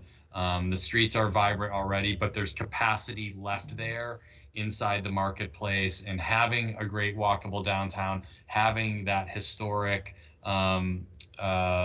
building massing, and having the waterfront all sort of come together in a confluence of events that make this place very desirable, and the marketplace will respond to that. Absolutely. It's worth mentioning, too, that those studies were conducted before you finished Shoreline Drive and Jackson Street Pier, and we know it's well documented that public investment will incentivize private investment by exponential factors. So I'll be really excited and interesting to see over the next couple of years how much the investment you've already put into the city will really start to pay off, and you'll see that, and people enjoying it and investing as well. So the analysis piece is kind of our existing conditions, and this is where we get really map nerdy. So if you're a map nerd like me, you're going to love this section. I'm going to just land here at the introductory page and do a little orientation. So in this section, we talk about the built environment of Sandusky. We talk about the recent improvements and investment, things that have been built, things that have been completed, things that are in the pipeline. We talk about parking and the waterfront, public access to the waterfront. This introductory map of this first section tells a little bit about the story, the Kilbourne Plat. If we want to get really nerdy, you all know about that, but it just has such this interesting built environment structure of the city. There's also, just on this basic introductory one, you can see the blue outline is the federal opportunity zone. So that's the official boundary of the entire plan. And as we know, clustering assets helps them be more successful, and clustering a really great experience will help that whole area see investment. So we also have drawn a downtown core boundary, and this is not hard in the sand. It absolutely, stops at Hancock Street, but it is a framework to help us figure out where the cluster of activity is happening and how there might be some focus in that area too. And you'll see that come up in some of the recommendations framework, and also Battery Park, because that's a very interesting piece of land that has been talked about for a long time as well. So I'm going to skip to the fun part. I know you probably want to map nerd out with me, but we're going to get to some really fun illustrations in the recommendations section. Aaron, am I supposed to be seeing any graphics at all yet, or am I just, because there's nothing but a blank screen here and a bunch of... Are you not seeing my screen as I've been walking through the presentation? I am not. Oh no, that's unfortunate. Is anyone else seeing it? Yeah, I'm seeing everything. Oh, good. I'm seeing it as well. I'm seeing AB. I'm seeing your initials in the middle of the screen, and I don't know what am I doing wrong? Mike, I'm not. This is Carl Magicki, and all I have seen is a blank screen, and the video is turned off. Actually, on mine, I can't turn the video on mine, so I'm not quite sure what's going on. Mike, this is Greg. If anyone else is having this issue, it is being streamed on YouTube. So if you have the capability to just look at the YouTube stream on a separate screen, that would be our recommendation. Well, I have a draft of the report there. Maybe just mentioning what page you're on as you go to these might be helpful. And I wish I knew what the issue was, but right now I'm not sure. And Mike and Carl, there is the three little dots at the bottom, just to the left of the telephone handset icon. If you click on those, there's an option there for turn off or turn on incoming video. It's possible that that's off. Thank you. I think that maybe it was actually, but no, it was. I just turned it on and off, and it made no difference. That's not it. Mike, you may double click on one of the images or the faces just to see if it'll toggle back. They're on page 51 if you can't get anything. Yeah. Okay. Well, I feel a little better that I'm not the only one, but never had this problem before. Greg, are you able to share the link to the YouTube onto the chat? Mike, do you have access to the chat? Yes, it's already shared in the chat. Oh, it is in the chat. Okay, so there's a link to if you go to the chat, there's a link to the YouTube where you can pull it up on your computer or phone and watch it there, and probably keep the volume off on that because you're hearing. So that would be a suggestion as well. And I do apologize that some of you are having technical difficulties.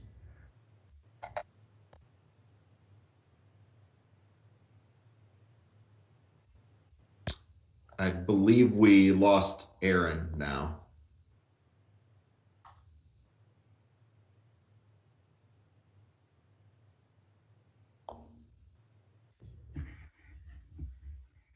I think you're right, Greg. Aaron's pretty good at this. Let's give her 30 seconds. This is this is interesting. For those of you interested, I am checking the YouTube link. It's working just fine. I'm gonna assume we're gonna get Aaron back here in a second. If not, we will figure out a way to tap dance through here. Bear with me.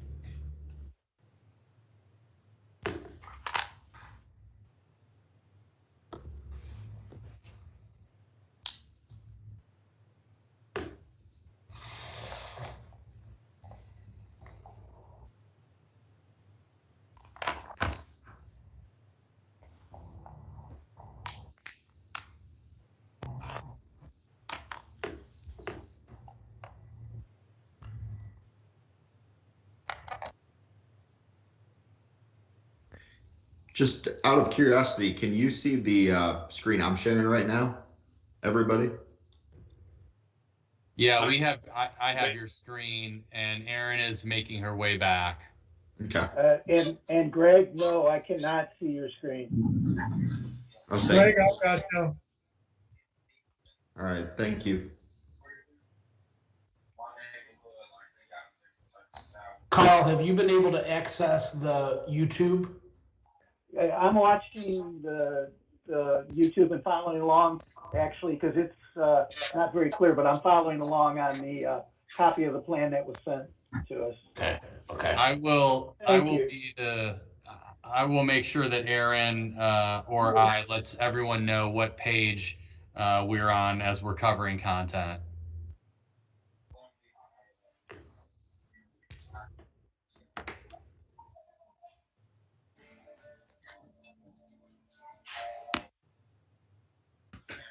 Quit, what? Good boy. Hey.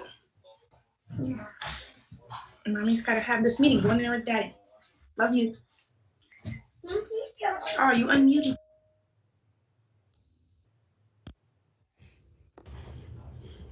All right, I think we're gonna get Erin back here there's Erin Blair. I should have never said that I was grateful for the technology. It came back at me. All right, that's okay, Erin. We were actually dealing with some folks not having access to the actual video that you're presenting, so we pushed some people over to YouTube. Okay. So I'm going to let you pick up where you were, and Erin, you and I are going to make sure that we let everyone know what content page you're on in the PDF in case they're following along with their digital copy. Got it. All right, so you're up. You have the floor. Got it. All right. Well, now we're to the fun stuff. I thought we were there a minute ago, but hey, we got there. So we are on page 50, the recommendations spread. So I'm kind of looking at 2 pages at a time.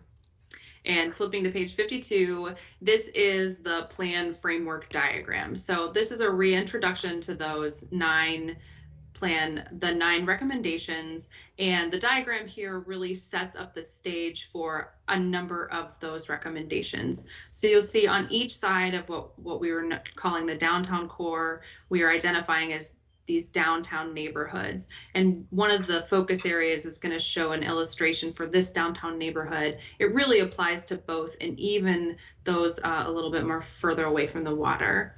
Battery Park is on the east side of this really strong Shoreline Drive connection that you've already made.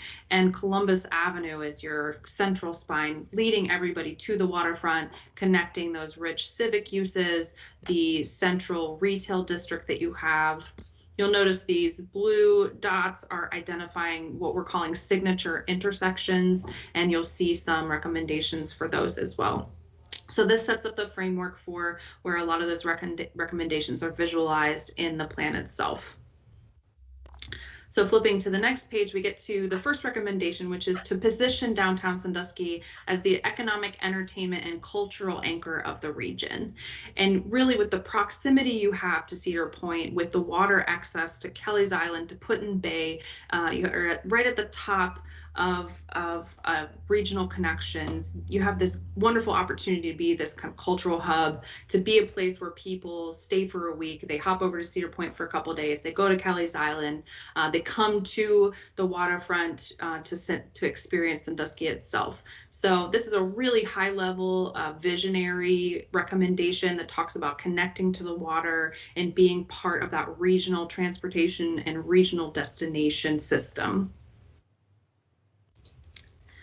Number 2 is the idea of branding something new. So I just flipped to our recommendation number 2, and this is recommending that there could be an identity that's connected to the waterfront as a district, as a defined place that people know is a destination in the region. Like, oh, hey, are you going down to Sandusky waterfront for the weekend? And we don't know what the name of that is, what it looked like, what it smells like, what the brand of it is, what a logo or anything like that is. It's the idea of having a connected, cohesive identity that is known throughout the region, not just as the city as a whole, but as this kind of waterfront destination. So we have some examples of other places that are doing similar things, and a couple recommendations of how you might take that idea into fruition.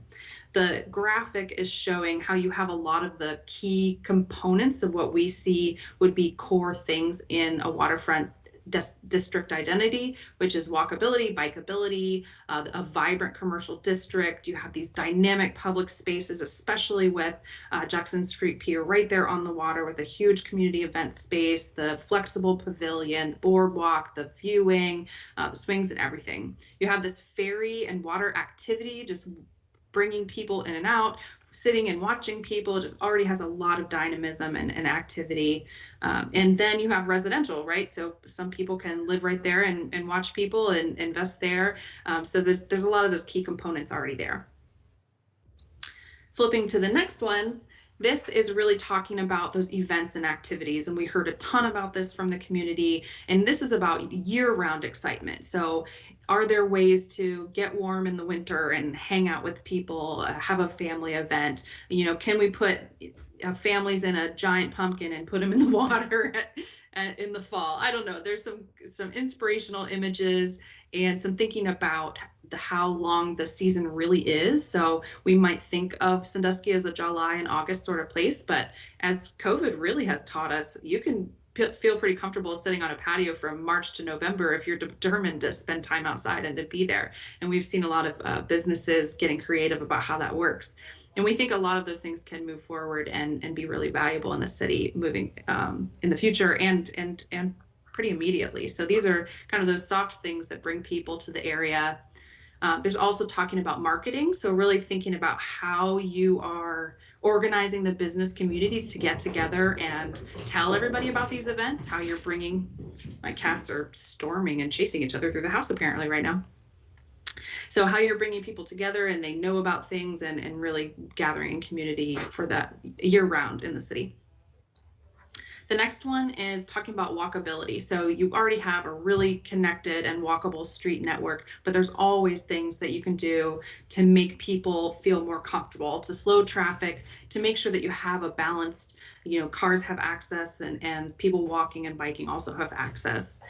You'll see in this illustration, we're on page 60 now, is starting to introduce the idea of having a really nice tree canopy, and that's part of a layer of what we're calling creature comforts, and that gives you shade in the summer, it gives you wind block in the winter, and having that canopy up above the storefronts really helps you get to be able to see the signage, right, and be able to see all those retail things on display. So there's a lot of layers to streetscape planning, and this is a high-level framework for your typical downtown streets. So it actually would be a little bit more of a residential or mixed-use places where we talk about widths of the lanes and a bunch of planner and engineering nerdy things that really add up to just being a nice place to walk and a nice place to live. The kind of urban design characteristics that really bring a lot of walkability to downtown streets. And that walkability is what really adds to the vibrancy and sustainability of your retail merchants on our street grid. And so all of these things are leading up to support that vitality that we crave so much in our downtown street network. Mm-hmm.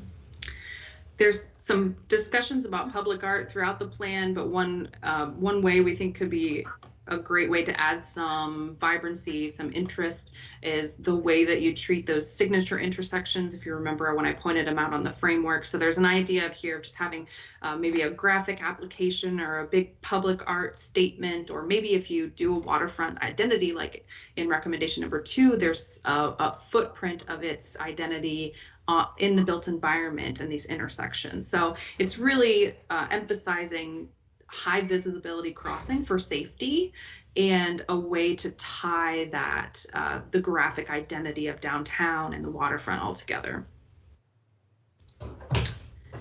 So all of those things we're kind of talking about the streets, and this is the users of the street. So recommendation number 5, and we're on page 64, is to create a bicycling, golf cart, and multimodal culture. So some of the things that came up in the community survey was like, what about the vibe of the islands? You know, when you go to Put-in-Bay, everybody's in a golf cart and it just feels different and vibrant and interesting.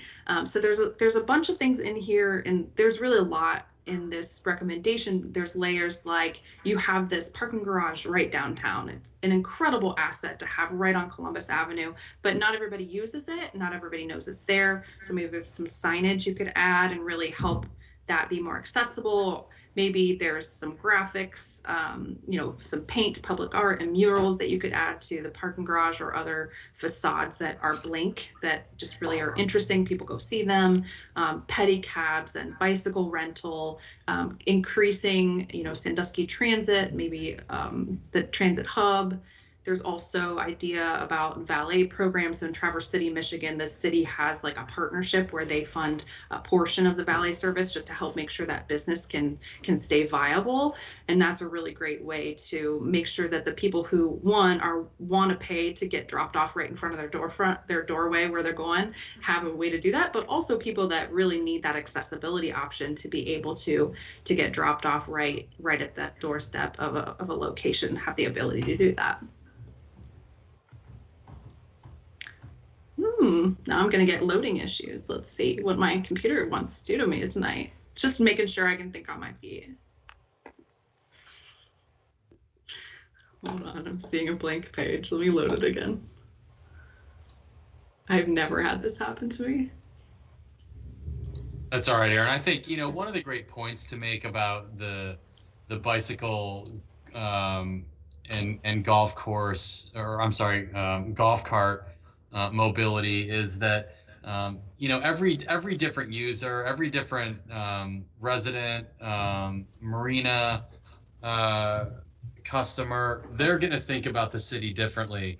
But giving folks multiple ways to access downtown and using those as a way to sort of build culture and build a social network is really what interests us about that. We're seeing that happen more and more in small towns, just in Ohio alone, let alone cities that have, you know, access to some other kind of external component like your great lakefront and your great downtown. So it's something that we're really excited about, and I think we think it adds a layer of interest and cultural, you know, diversity to the city. All right, Aaron, you're back. You're bobbing and weaving. Yeah. Foster education entrepreneurship is the next one on page 66. So you have this, the BGSU collaboration with Cedar Fair with the resort school gives you kind of a new anchor. And what could that start to anchor if you start to think about the future of the district that is going to start blooming around when students come to town? They have all kinds of demands. They love to sit at coffee shops all day. So what kind of businesses and allied, you know, other entrepreneurial or incubator or educational things might love to be right next to that. Also thinking about those students being in downtown and having those retail demands. Also, you want to make sure that they're really connected to that central framework and they're not just staying in their one spot, and they're really enjoying all the features that are downtown and adding that life and new energy. Erin used that word cluster when she started, and this is a great way or a great place to think about clustering, where complementary users and activities want to cluster around anchors, and that's the primary focus of this slide here. Take advantage of those anchors and build around them as a nucleus of energy. So recommendations 7 and 8 really talk about when development happens, what's that look like, and that includes public and private development. So this is a really just a brief section to talk about the different types of uses and what high quality development might look like if you have hospitality, residential coming into town. And also how buildings can really be activated to connect to the waterfront. So thinking about balconies and rooftops, and enhancing alleys and connectivity, making sure that you have some storefronts or even different active uses along that streetscape to help that feel really comfortable and a place that people are attracted to. The public spaces piece of this talks about things that are interesting, like public art. The trees come up here again. It really adds a lot of rich environment to a streetscape when you have the shade and that tree canopy. Also, plenty of space to walk, big sidewalks, and lighting and seating.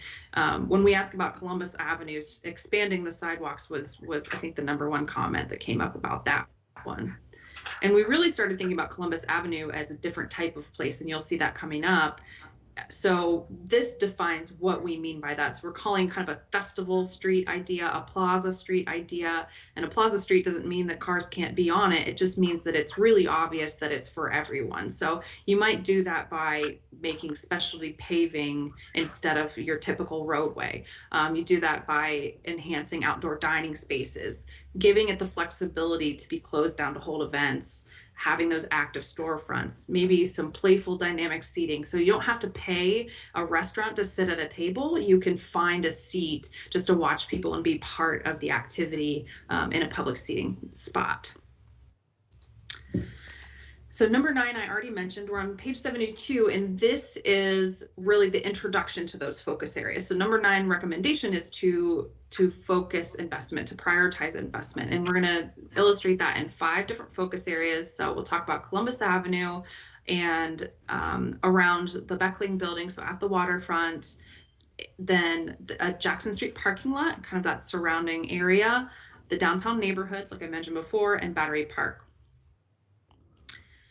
So Columbus Avenue, we're on page 74, this gives an introduction of the extents to what we're talking about. So we're talking all the way from Washington Street really down to the river, including Shade Mile Under Plaza, and thinking about what makes Columbus Avenue really work well today, what are the greatest assets, and then what could make this Columbus Avenue downtown's most vibrant street. Yeah, and when I think about this, I think about it being, the absolute, complementary public open space to what you've done out on the pier, and that incredible open space that sits right out there on the water. Columbus Avenue should be its downtown component. It should be as nice, as vibrant, and as flexible, so that those two things work together to draw people downtown and to energize the city. Absolutely. And the illustrations here really show, we're featuring the festival condition of Columbus Avenue concept, because it's really the fun time to be there, when you can take up the whole street, when you could walk up and down to see the tents of vendors, but then maybe there's also vendors, your retail establishments have their products out on the sidewalk. So today, and this is the existing conditions picture, it doesn't actually really even show you have this really strong crown in Columbus Avenue. So it's like you're walking uphill if you're across the street. It's a lot of pavement dedicated to vehicular traffic. And like I mentioned, outdoor dining and sidewalk expansion were absolutely the top 2 things we heard about Columbus Avenue. So the concept of this flips the orientation to a parallel parking condition, and so you have all the vehicle space that you need, but what you get with that trade-off is a huge amount of space to create what we're calling kind of a linear park experience. So you're able to take Washington Park and really extend it all the way down Columbus Avenue with some green space and kind of soften that condition, because it's such a built environment. It's where your biggest buildings are. And then you have a lot of room to add public art in key places, or that public seating I was mentioning. What this also gives you is about 15 feet of space to have sidewalk and outdoor patios. So plenty of space for people to move and walk up and down the sidewalk, and for businesses to put out a patio, or for your retail establishment to put out racks of clothing to set outside, or a bookshelf with books, or signage and things like that. So really a vibrant retail environment, plenty of room for pedestrians, plenty of space to have a festival, retrofitting light fixtures or new light fixtures that you could put some lighting across the street during the festivals and things like that. So a roadway that is, awesome and interesting and works for your day-to-day business and works for when you want to throw a big party on it.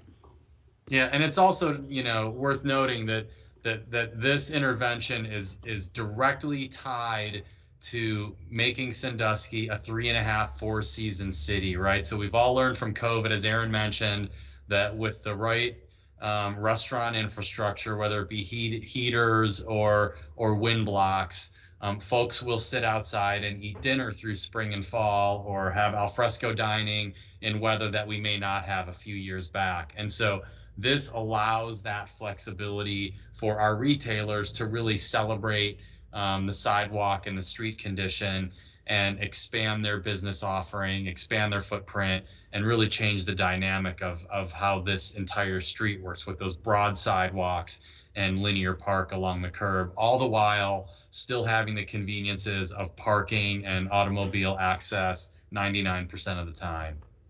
And Aaron, just to jump in, we heard a lot of folks that believed we should close down Columbus Avenue completely.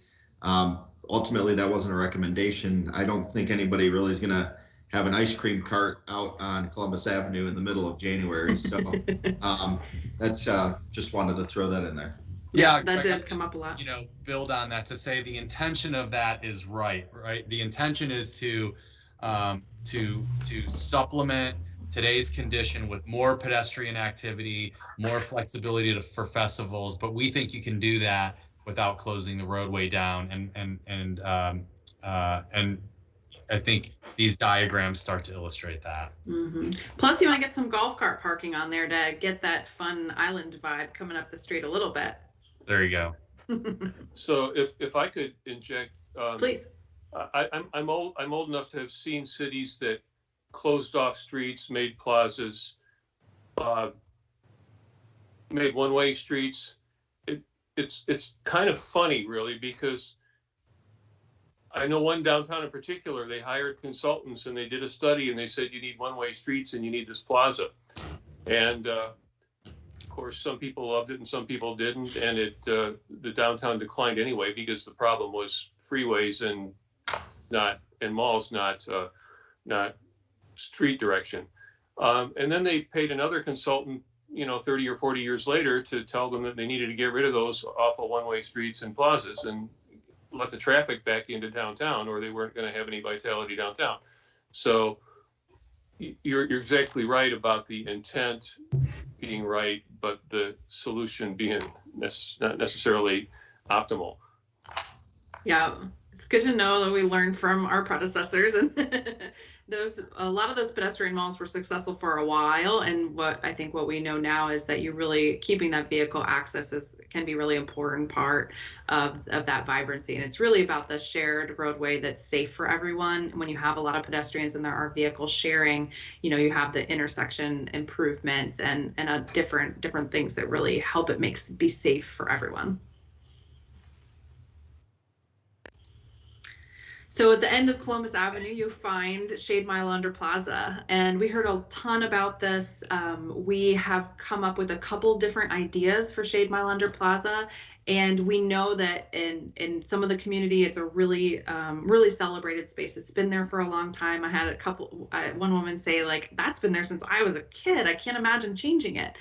So if you look in the diagrams, we are showing a couple ideas for Shade Mile Under Plaza. You have this really strong classic plaza today with the concrete and the fountain. So one way to give it a little bit of a refresh and just help it give it a kind of cohesive look and an upgrade that would match the style of what will be your new Columbus Avenue, and your new Shoreline Drive could be a new planting plan.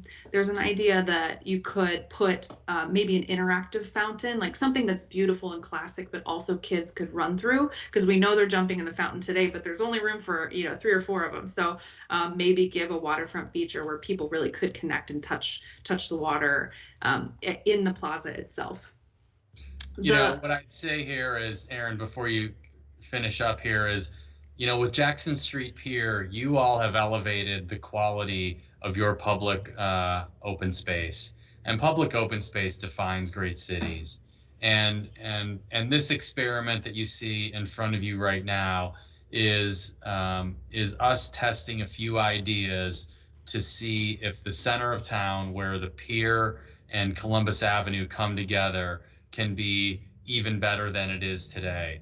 And so that's what's in front of you. And we think it can be, over time, something that is complementary to both Columbus Ave and the pier. Mm-hmm. Absolutely. And like Jeff mentioned, this public space is one of the things people love, their public spaces, and get really emotionally attached to them. And this is definitely a place that is loved in the city. And so it will be a really important community engagement opportunity if and when you make any improvements to Shade Mylander Plaza, to really have those conversations. I had a stakeholder tell me, oh, George Mylander would roll over in his grave if you showed them this. I had another stakeholder tell me George Mylander would love this. He would be totally in support. It's time for a refresh. So really those community engagement and conversations are going to be important. And what you see in the kind of the longer term vision, or the big idea vision, really gets you a lot. So if you look at the built environment of Shade Mylander Plaza right now, it closes you in this really strong oval shape. But there's a lot more room in that plaza. So if you flattened out that grade, maybe give it some steps you could sit on and sip a coffee and watch people, you have a ton of really flexible space that can feel like another room, like you just got another room if you're having a multiple festival event where you're over at Jackson Street Pier. You've got bikes and people walking, you have Columbus Avenue. This becomes almost like the knuckle, the heart, the knot that ties everything together. So there's a ton of opportunity for Shade Mylander Plaza in the future to really make that really strong connection between the waterfront and that active economic center of downtown. And this illustration shows how a plaza concept could just buy you a whole lot more, a flexible ground for people to enjoy that space. The next piece, we're down at the water now, and we have this amazing historic Beckling building. So we were so excited. I think the first moment we saw it, we wanted to draw stuff in there, and we're very happy that that it was an option and available for some visioning.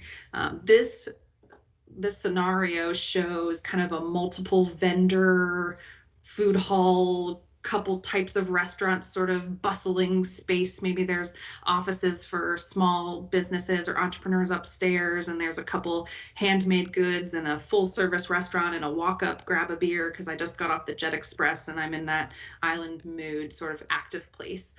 Really what it's illustrating is the potential for the Beckling building to be a landing pad, a really vibrant and active use to connect Jackson Street Pier back up through the rest of your business community in downtown. Also, both of these show a Water's Edge platform. So that was something that's in the bicentennial plan and would give you an extra space for people to enjoy the water. And a cool thing about that is you could really implement that at any time. It doesn't have to be specifically part of any big design process. It's just a little bit more square footage for people to hang out on the water and watch a sunset, take a selfie with their family. This has a Sandusky super graphic public art installation sketched in here, really just to remind everybody how important and interesting public art is. And people love those kind of big city graphics. Give you that Instagram moment, then everybody does the marketing for you. The next piece is Jackson Street parking lot. So we're on page 82 now, and this is a public owned parking lot. It's right on the other side of the State Theater, and it's a huge piece of ground. So we really started trying to brainstorm what those uses might look like there. And what we have visualized on this piece of property is a lot of different things, and it really is a big site that can hold a lot. So what is in the illustration is a hotel, so like about 150 rooms, and maybe there's a rooftop bar on it or a rooftop pool. You know, it can see the water. Maybe a floor of that, it has event space, so 5,000 to 10,000 square foot of event space where you could have small conferences. It could have connected programming with the State Theater, really give you a place to hold weddings, different sort of business meetings, things like that. That is actually nicely wrapped around a parking garage. So this is 300 space parking garage that would give you more spaces than you have today for the public, and also enough parking for the hotel and the uses that are shown in the drawing. The other piece is a mixed use building, and it really, we have it kind of sketched in as an anchor office development. It also could be mixed residential uses or commercial at the ground floor is probably appropriate, especially because it's on Market Street and that's an important retail corridor for you, but really has a lot of flexibility for that design. And the reason it's separated here is this is a really great opportunity to refresh Peddler's Alley and connect it all the way through to Jackson Street. So you're increasing even more that pedestrian connectivity. And alleys can be such cool places. In London, they call them snickleways, and there's all these places where you can cut between the development and into other streets and find an interesting connectivity there. So there's different views of this, really showing how you can maximize the views to the water and accommodate that kind of development, what the height and massing might look like for a building like that. We're also showing on the corner here an adaptive reuse idea for how, you know, right now it's kind of a warehouse looking building. And if you add if an entrepreneur would love to put a rooftop on there and put a restaurant in it, it could be a pretty cool space. So it's just one example of where an adaptive reuse like that could work, but there's lots of places where an adaptive reuse like that could work downtown. Yeah, and I would say we're really fond of pairing new catalytic development with adaptive reuse, things that help tell your cultural story. Mm-hmm. And those are, I think we've covered a lot of like the really important stuff. I know Eric's going to summarize when we get to this. There's a couple more things to share, but I won't keep you for another half hour. So thanks for your time, and hopefully this is all exciting and interesting to you. So now we're at the downtown neighborhoods, and this is it's more of like a land use diagram. So it's more of what you might see in like a comprehensive plan, except we've popped it into that semi 3D view. It's a framework for thinking about future development that helps organize where the buildings will go and how tall they may or may not be, how much is residential, how much is mixed use, to really help that connectivity, walkability, connection to the waterfront. So the graphic is representing, and you can see it kind of cut into a section here where you have the water, you have a lot of park uses, and we're increasing public access to the water along those parcels. Then you have, you know, Water Street, Shoreline Drive, and that's a really important connector street. So thinking about mixed use there, if retail is able to and feasible to expand along that corridor, that's a good use for it. Or maybe that's a good place for like gyms and other kind of active uses. And then maybe there's some townhomes, kind of a middle-sized development that starts to help that built fabric, which is jargony, I know, and it really helps transition the neighborhood to not feel like there's a really tall building next to a single family home. So those middle blocks are a great opportunity to think about townhomes and that sort of product to increase the neighborhood of downtown, to give people more options to live and really help you reach a number of different affordability price points. This is also emphasizing protecting those view sheds. So, you know, walking along these streets or driving up to them and seeing the water at a bunch of different points is important. And you want to think about that every time a building goes up, especially along the edges. And the final focus area is Battery Park, and it's been much discussion in the community, and this framework talks about the extension of downtown street grid into this development. So when you see development on this site, how important it is to connect into the existing street network that you have and have a rich number of public spaces that are publicly accessible, having a boardwalk and waterfront, and you'll see water taxis to Cedar Point are kind of written in here and downtown, right at the Beckling building. There's a couple of different spots that could be really awesome to have water taxi connectivity. And so that's the main structure of the Battery Park focus area.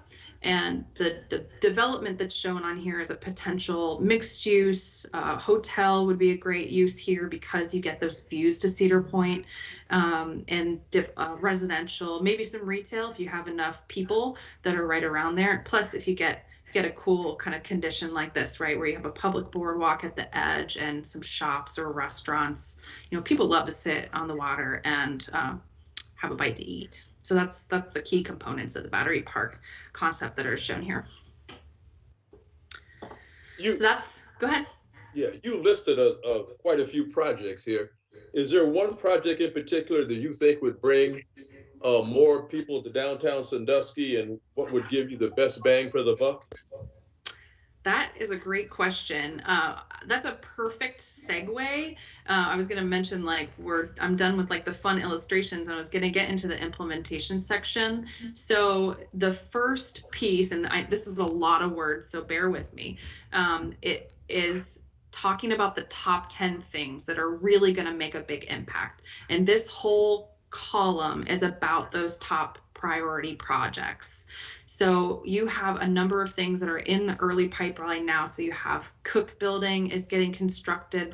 That is going to make a huge impact on the built environment right there on Columbus Avenue. The State Theater being restored is super important. And then really we see a ton of potential for redevelopment at that Jackson Street parking lot because it's right there in your core of downtown. It's so connected to everything. It's really going to help build on the success that you're seeing at Jackson Street Pier already, and will definitely increase as community events increase, Shoreline Drive, and it's really kind of rooted right downtown. So that's what is listed in kind of slightly order and really opportunistic too, but as far as priorities for development where you're going to see a lot. The next one is Columbus Avenue. So we really see a ton of potential for redesigning that roadway and how it can really maximize the benefit to the business community and knit everything together. So those are really kind of high level. Another one on here is upper floor rehabilitation. So as much as we know that the development doesn't need a lot of incentive to be able to rehabilitate upper floors, it's at least a little bit more feasible. So you might get some good residential options with that. So that's just a preview of what some of those priority projects are. And really the implementation section helps understand that making one improvement can build on a lot of those recommendations and really help fulfill a lot of those recommendations. So there's policy and programming priorities in here too. And one of the big ones there is to create a downtown organization that really helps market downtown. But we mentioned water taxis and different funding mechanisms, DORA, downtown outdoor refreshment area. So there's lots of policy and programming too. And the last thing, I think Eric will also touch on your question, Jim, as well. So I don't want to spoil what he was going to say too much, but really did it segued into the priorities really well. The implementation section, also, I wanted to share the matrix. So we have all the action steps in here with time frames and who might lead or support those agencies. So there's the matrix, and that'll help really track the progress of the plan, and a bunch of several other tools in the implementation section as well to really make sure that you can hit the ground running. This is a working document, and really get those exciting things happening. So that is everything I came here to say, and thank you so much for listening. It was a little longer than I meant to be, but hopefully you're as excited. Aaron, you have time for a quick question for me? Yeah, absolutely. This was supposed to be a little bit interactive. So just a couple things that really stand out. I have a lot of notes, but there's a history in Battery Park, and placing a large structure, especially one that's private, but interfering with sightlines to the water is going to be a provocation. Be ready for a fight if we introduce that. And I'm saying this because my understanding is this is not the final draft, right? There's still room for adjustment here, or Yes. are we looking at a final draft here? No, we're representing a concept, and Eric, Greg, jump in here that has been seen before. Aaron, if you just want to click to that, Mike, I understand your comments here. Okay. Well, I didn't want to spend too much time on that, but I just wanted to get that out. I'd hate to see a great plan, kind of torpedoed or derided because of one little thing.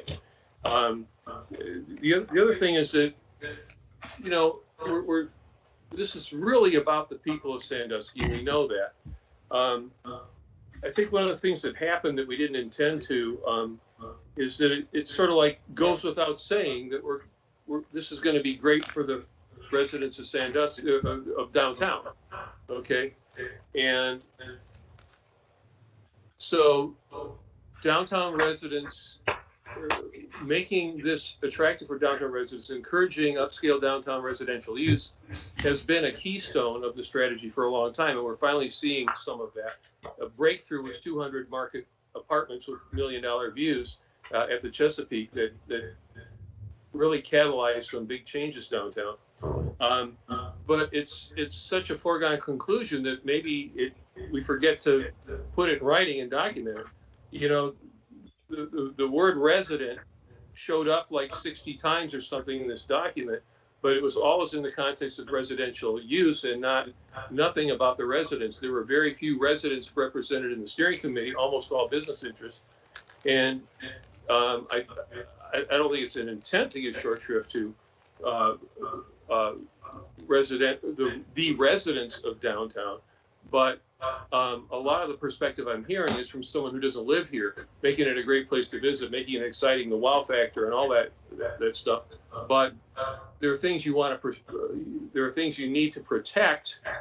The great experience of living downtown. I'm a longtime resident downtown. I like to say we moved down here before it was cool. We saw the potential. We love what's happening. We love all the great things that the administration's been doing, the elected officials have been doing. But let's not let that get lost in the sauce and forgotten. We need to make it explicit in this comprehensive plan that you need to not just make it even better for the residents, but protect what good things there are for downtown residents. Mike, I just want to say it's on the branding.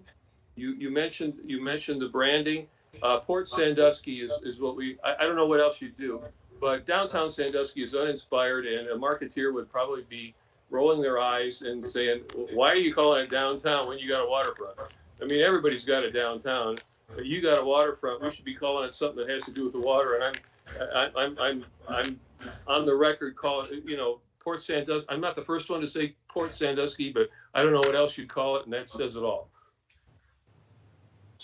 Mike, I just want to say I want to highlight what you said about your downtown residents, and we may not have mentioned it enough in our narrative today, but we are 100% dedicated to the residents that live there and making the city better for residents. I don't doubt it. You got to put it in writing.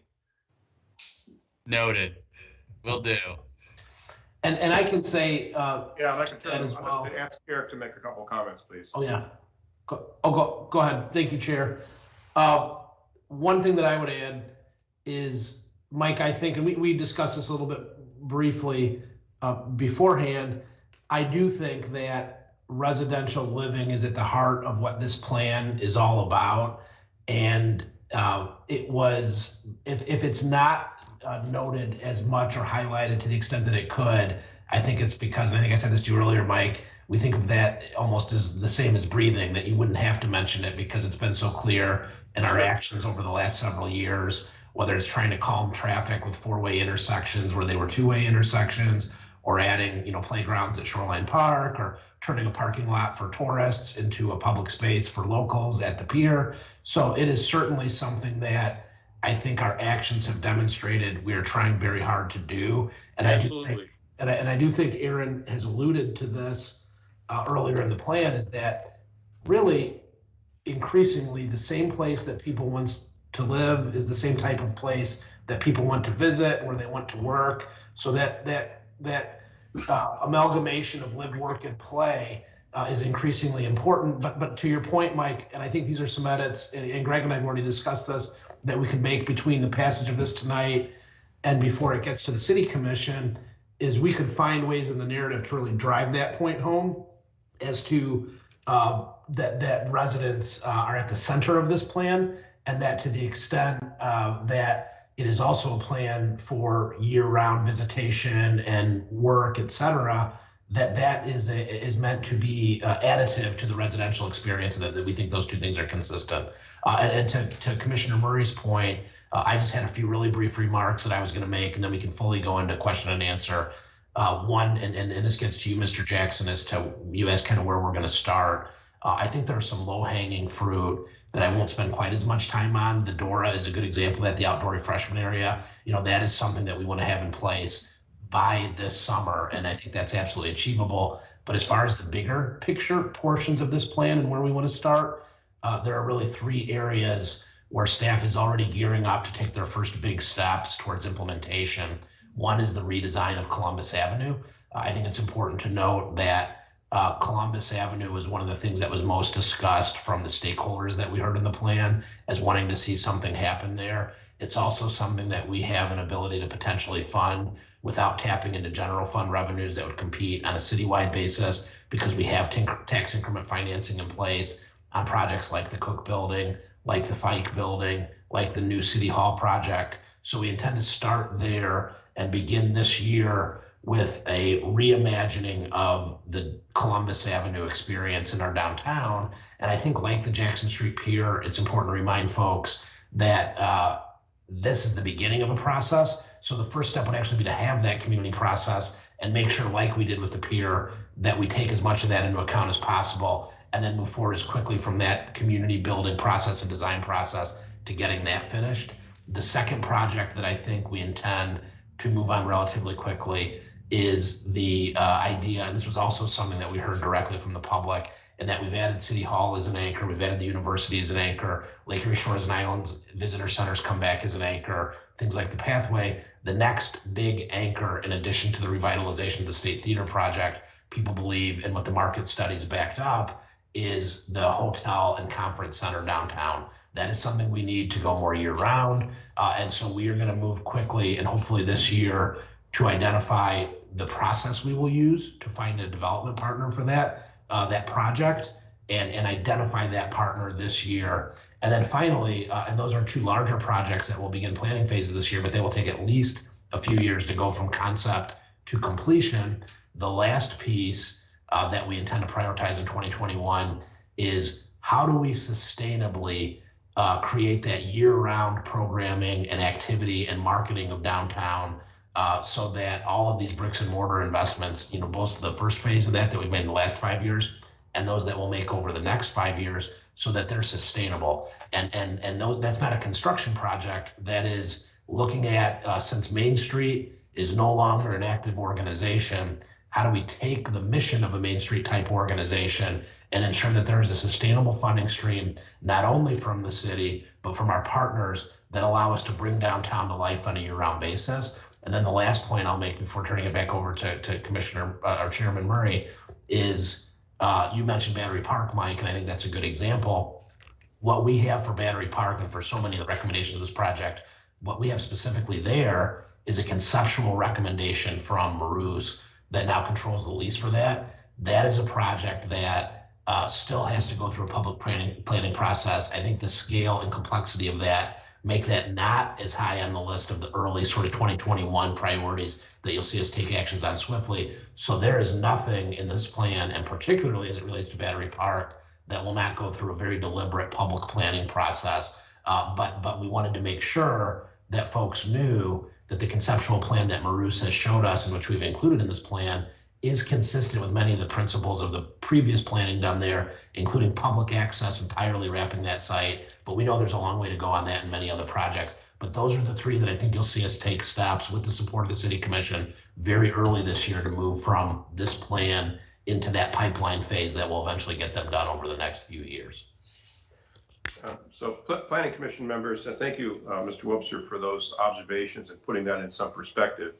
I want to check with the Planning Commission members, see if they have any high-level comments that they'd like to offer, understanding that, in a lot of ways, this process is a work in progress that's going to be going on for years, as Mr. Webster indicated. There will be countless votes by the City Commission, by the Planning Commission on how this is going to unfold.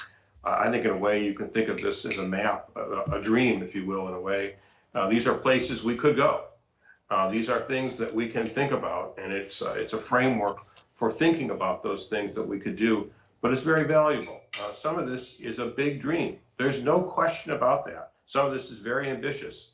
It reminds me of where we were 5 years ago when we adopted the bicentennial plan. We adopted a very ambitious plan, and a lot of parts of which seemed totally impossible. Even I had doubts about whether we would be able to achieve as much as we did, and I've been delightfully surprised. And some of the city's most ardent detractors and critics, and we need those folks. We need people to hold our feet to the fire and challenge us and ask, are we doing the right thing? Are we preserving the legacy that we need to preserve? Are we looking to the future the way we need to? Are discarding the things that we no longer need to carry forward? Those are all important questions to ask. But so many of the folks who were opposed to what we did at Jackson Street Pier have now embraced it and said, there's something to the brilliance of urban planning. It's not just hiring consultants who draw things on paper. If you put the weight of the electorate behind it, the weight of the elected officials, the weight of the volunteers, people like you, Mike, I'm looking at particular, who are on the plan. Well, now you turned your camera off, so I can't look at you. But these folks, you get behind these things and you make them happen and you deliver for the people of the city of Sandusky. This is not about catering to tourists.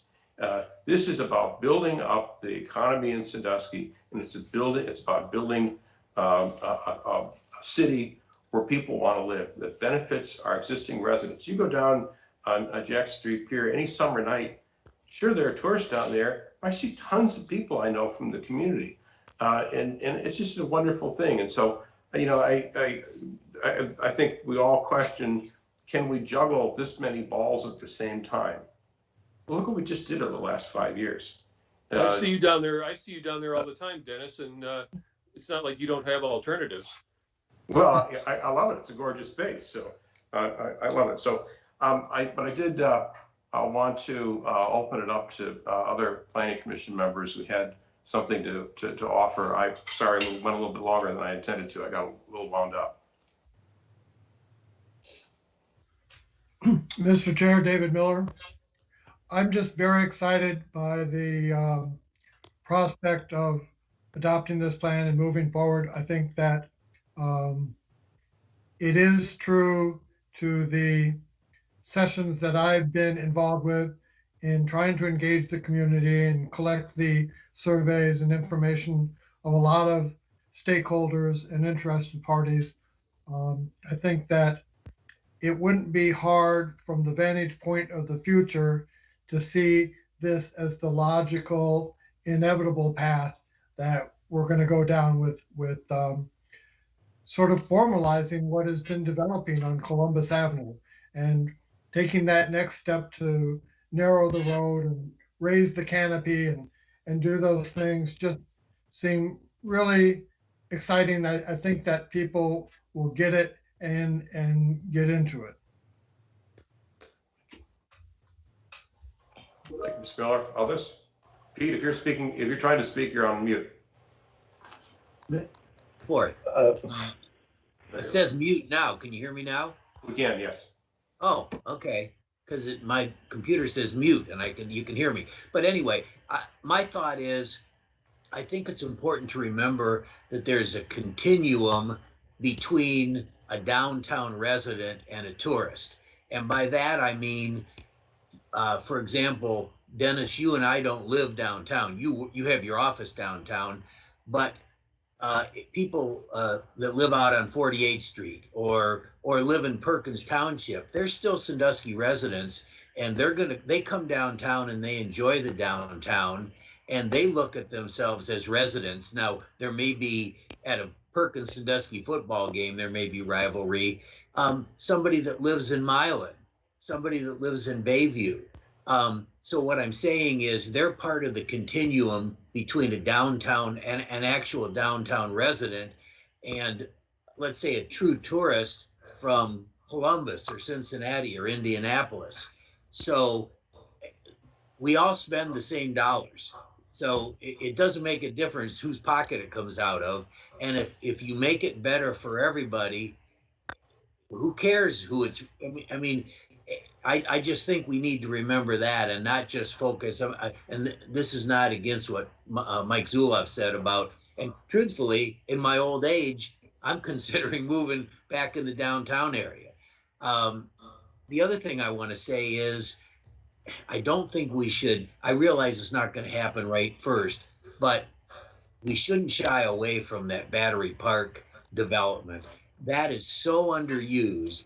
And maybe you can move the building around a little bit, but I think it's a perfect place for a hotel. I mean, if it replaced the city building has been there for 50 or 70 years, and it blocks part of the view. There's still going to be some view left, and I know there's going to be a battle with what's left of the waterfront watchdogs, but that's going to happen at some point, and hopefully we can all come together. You know, we're talking about unity on the federal level. If we could just come together at the local level and work on that too. So this is all very exciting. And I'll shut up. If I could, through the chair, just really briefly to respond to Planning Commission Member McGorry. I couldn't agree with you more about the sort of regional resident as I would find them, whether they come from a mile outside of downtown or 20 miles outside of downtown. We have found through the market research that is one of the most important groups that we can get to use downtown, whether it's on a weekly basis or a monthly basis, et cetera. But the good news is they're here year round. And if we can position downtown Sandusky as sort of the cultural and entertainment hub for that group of residents within that 30-mile radius, instead of them feeling the need to go to Cleveland or anywhere else for weekend opportunities, that really helps us in the shoulder seasons and year round.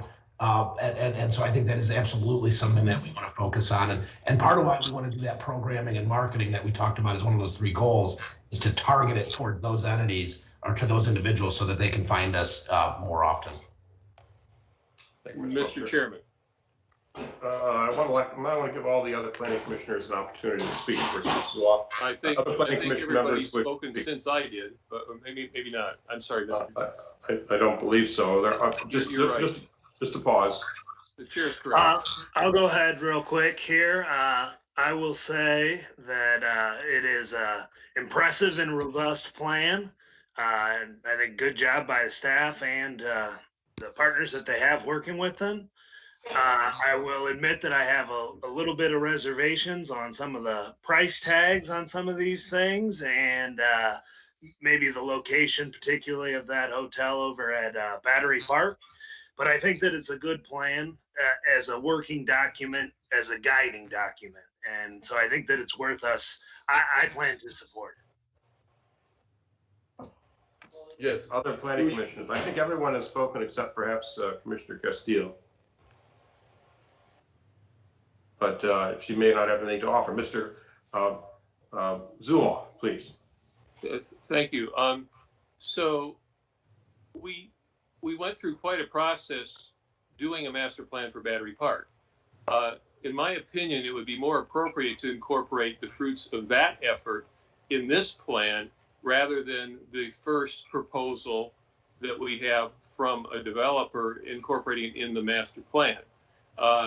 That would be more appropriate. I am open to considering any plan that a developer has. And I'm not saying that I would vote against this iteration. I'm saying it would be more appropriate to stick with the plan we already had for Battery Park. We went to a lot of trouble.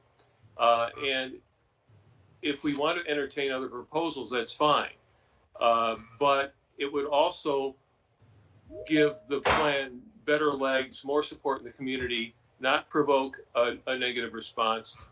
I think it would be much wiser and make it much easier for me to support a really fantastic document, really quality work that I really want to be able to support. I wish I had more time to study the final document. I'm a little worried that,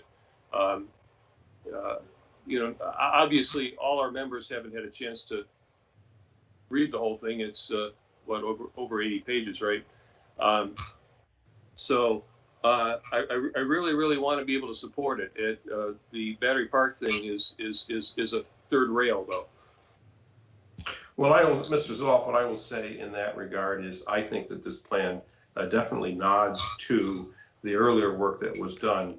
What you see on that last page is simply a possibility that it doesn't really take into account all the earlier work that we did in planning at Battery Park. There's going to be a lot of opportunities for public input in terms of what will happen there, both at this commission's meetings, at the city commission meetings, and in public engagement and input meetings that are going to have to occur. I mean, that's an enormous investment, both private and public, to be made. And it should never be made without a great deal of individualized focus on that particular place alone. I don't think in any way, shape, or form a vote tonight says we're going to do something in particular at Battery Park. Far from the opposite. I think what it's saying is, look, we recognize that we've got this core downtown, we've got this wonderful waterfront, we've got the Jackson Street Pier, we've got an opportunity to build out a residential neighborhood in between. And when we get to the end of that, we really need to think about what the possibilities are to integrate that with what could happen at Battery Park. That's what I see a vote tonight being for, to look toward the future possibilities only. Mr. Chairman? Oh, go ahead, Mr. Jackson. Yeah, I've seen everything that has been displayed tonight in other cities. And well, my question is, if other cities can do it, why we can't do it? I think Mr. Volz, we talked about the street in Montreal, Canada, that was turned into a pedestrian street. And at the end of the street, there was a park similar to what you're talking about tonight, having Columbus Avenue be the pathway to the waterfront. I've seen in Virginia Beach, when the sun went down, they were trying to keep people downtown, so they put Elvis on this corner, a dribbler on that corner. But there's always a way, if you have somebody that's actually working at it, that we can keep people downtown day and night. I think this project is feasible. Mr. Volz. Thank you. I was just going to mention, if the commission so chooses, and we feel like there does need to be more discussion, especially on that page 87, the commission can choose to approve the plan and recommend it to city commission with that page striked out if it would be the purview of the commission. We're open to that, and Eric can speak on more on that if he wants. Through the chair to the group, I just want to make sure what I thought I heard Mike say is, rather than striking, to put in the concept that was discussed in the East Bay planning process with the Trust for Public Land. Am I correct, Mike, that you'd feel more comfortable if, rather than show the first blush at this from the developer, to show the last plan that went through a public process? That in my opinion, would be more appropriate until we've heard from other developers or maybe done RFP or something. I'm not saying that there's necessarily that this plan is dead on arrival. I'm saying it'd be more appropriate to use the existing master plan for that park and incorporate that into this plan. without passing judgment at all on other proposals, but it almost seems like an inside track here. Sure. What I did to say briefly, by the way, when you put it in a master plan, that gives you rationale to go that way. It is moving in that direction. So I'd be way more comfortable with using the plan that we went through the process in. And so I think that's an excellent idea, and I think that we ought to make that swap out. And if I just could, I don't have an issue with that, but I just want to be clear because Mike made a point that we haven't gone through a selection process. Is that Maroos actually does control the property rights to that plan, and it comes with development rights. So we don't necessarily have the ability to do a competitive process to select a development partner for that property. So I just want to make clear that the public understands that as well. But that being said, I don't have any issues. Property, yeah, but just real quick, Mike, I don't. It belongs to Sandusky though, right? They control the property and development rights to it for 23 more years. So we don't have a property right to pick a developer for it in the next 23 years. Thank you for that clarification. Yeah, all I'm saying is I don't have any issue with choosing the concept that has been publicly vetted, but I just want to make it clear that we're not circumventing any competitive aspects that would have to go forward with us. I didn't mean to imply that. No, I understand. That was not the implication. That was just, I was worried about the appearance thereof. I understand. I personally would probably be okay with swapping out as well, but I'm not as familiar with it as you guys are. Is there a place that we can look at this before we take action? Thanks, Connor. Good point. I agree. This is Jay. Yep. Just give me 1 second, please. I believe it is on our website. Mike, are you talking about the East Bay plan from 2017? I'm not sure which one I'm talking about now. I'd have to review it, but there was much discussion on giving up publicly owned waterfront, and the plan that it's probably more than one that overcame that objection. That could be the benchmark. Whether you deviate from that is another question, but that ought to be the benchmark, I think. So as Greg is pulling this up, and maybe we'll walk us through it just a little bit. I think it's important to keep in mind that while we do not have certain property rights, we have residual property rights. We are still the owner of this property.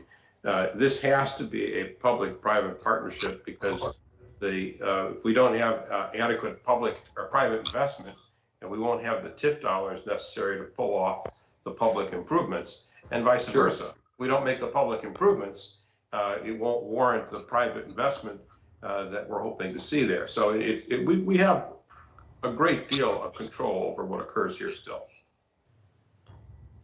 Greg, do you want to just point out this is what was part of the East Bay plan, correct?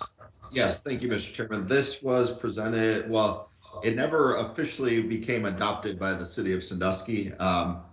For whatever reason, it never became an official adopted plan, but you'll see the massings, 14 are the massings of the proposed buildings, as well as some public space and a pavilion use, as well as kind of getting a perimeter road along the outside of the mass buildings. That's kind of, sorry, I'm just trying to do brief as I know everyone's a little late in the evening. Well, just to give this some focus, and I don't mean to dominate this discussion, and commissioners move in any direction you think is appropriate, but I would request a motion to recommend the downtown master plan to the city commission with the modification that instead of the illustration that is in the plan presently for Battery Park, that we refer back to that East Bay plan that was just up on the screen. Mr. So Chairman. moved, Mr. Chair. Oh, go ahead, Mr. McGorry. I just have a question. Can we, well, let's do this according to the rules of oil. Is there a motion to that effect? I did say so moved, Mr. Chairman. I thought so. Thank you. Is there a second? Yes, second, David Miller. Thank you. Mr. McGorry. So my question is, on any of this, we're not voting or not going to be asked to vote on a hard and fast that each one of these things is going to be done as exactly as presented. Am I correct in that regard? Absolutely correct. So, I mean, whatever we recommended, there's still to the city commission, there's still an awful lot of flexibility. Now, saying that, I do understand the concept, and I had no real complaint with the East Bay plan. In fact, maybe I even like it a little bit better in concept than what's attached to this plan for Battery Park. So, but whatever we pass forward, there's a lot of flexibility, and particularly with Battery Park, there's some contractual obligations with Maroos Brothers. But I think some of the Maroos Brothers doesn't have that whole parking lot and the city building, do they? Or they just have the Battery Park? No. Yeah. So through the chair, they just have the Battery Park site. And I wasn't implying that the city didn't have great control. I was just implying that we couldn't now today do an RFQ to solicit development partners for that site, and unless we had Maroos as part of that. But I agree with everything Mike and Dennis said as to the what we do have. But their lease only goes to basically just south of the tennis courts, and then the sailing club, the city hall property, and the skate park are all outside of that lease. And I'm presuming that if there were a development there, that we all in the city would want to somehow include the rest of that land, wouldn't just leave that fallow the way it is. Through the chair, we'd certainly be open to that. We'd have to look at the balance between public space access and public facility needs. And I'm not saying what you do with it. When I say develop it, I mean maybe develop it for more public space or improved public space, let's call it that, or maybe swap out something. And that's kind of what we just did, I think, between the East Bay project plan and this. It's just moving buildings around. So I'm good to support this with the map modification that was proposed, just to say that. So thank you. Additional comments, commissioners? Ms. Browning, are you still with us? In a second. Yes, I'm still here. Who was speaking just now? Pete McGorry just said we have a motion and a second. We do indeed. Chairman, could I ask one quick question of the consultants just to make sure? I just want to make sure that we're not creating like formatting or stylistic issues that can't be overcome in the next few weeks. Is there a way for us to take this rendering and to drop it in if that's what the commission wants to do, that is consistent with the overall kind of theme of the plan? Yeah, I guess there's two ways to attack it, Eric. I'm not really worried about it. One would be to insert it as is in sort of a special call out box with all of the appropriate, crediting and such. I'm a little nervous to redraw that plan as well. I think it can, stylistically, Eric, I think we can show you a draft. I think we can pull that off. Okay. Thank you for that. Ms. Browning, would you call the roll, please? Yes. Mr. Jackson. Yes. Mr. Whalen. Yes. Ms. Castile. Yes. Mr. McGorry. Yes. Mr. Miller. Yes. Mr. Murray. Yes. And Mr. Zuloff. Yes. Thank you, commissioners. Thank you to Jeff and to Aaron for hanging in there tonight, for all of you who participated through a long evening, and Mr. Woodster for your continued leadership of our city. I believe that concludes our business tonight, unless someone else has something for the good of the order. In which case the chair will entertain a motion to adjourn. So moved. We stand adjourned. Thank you, everyone. Have a good evening.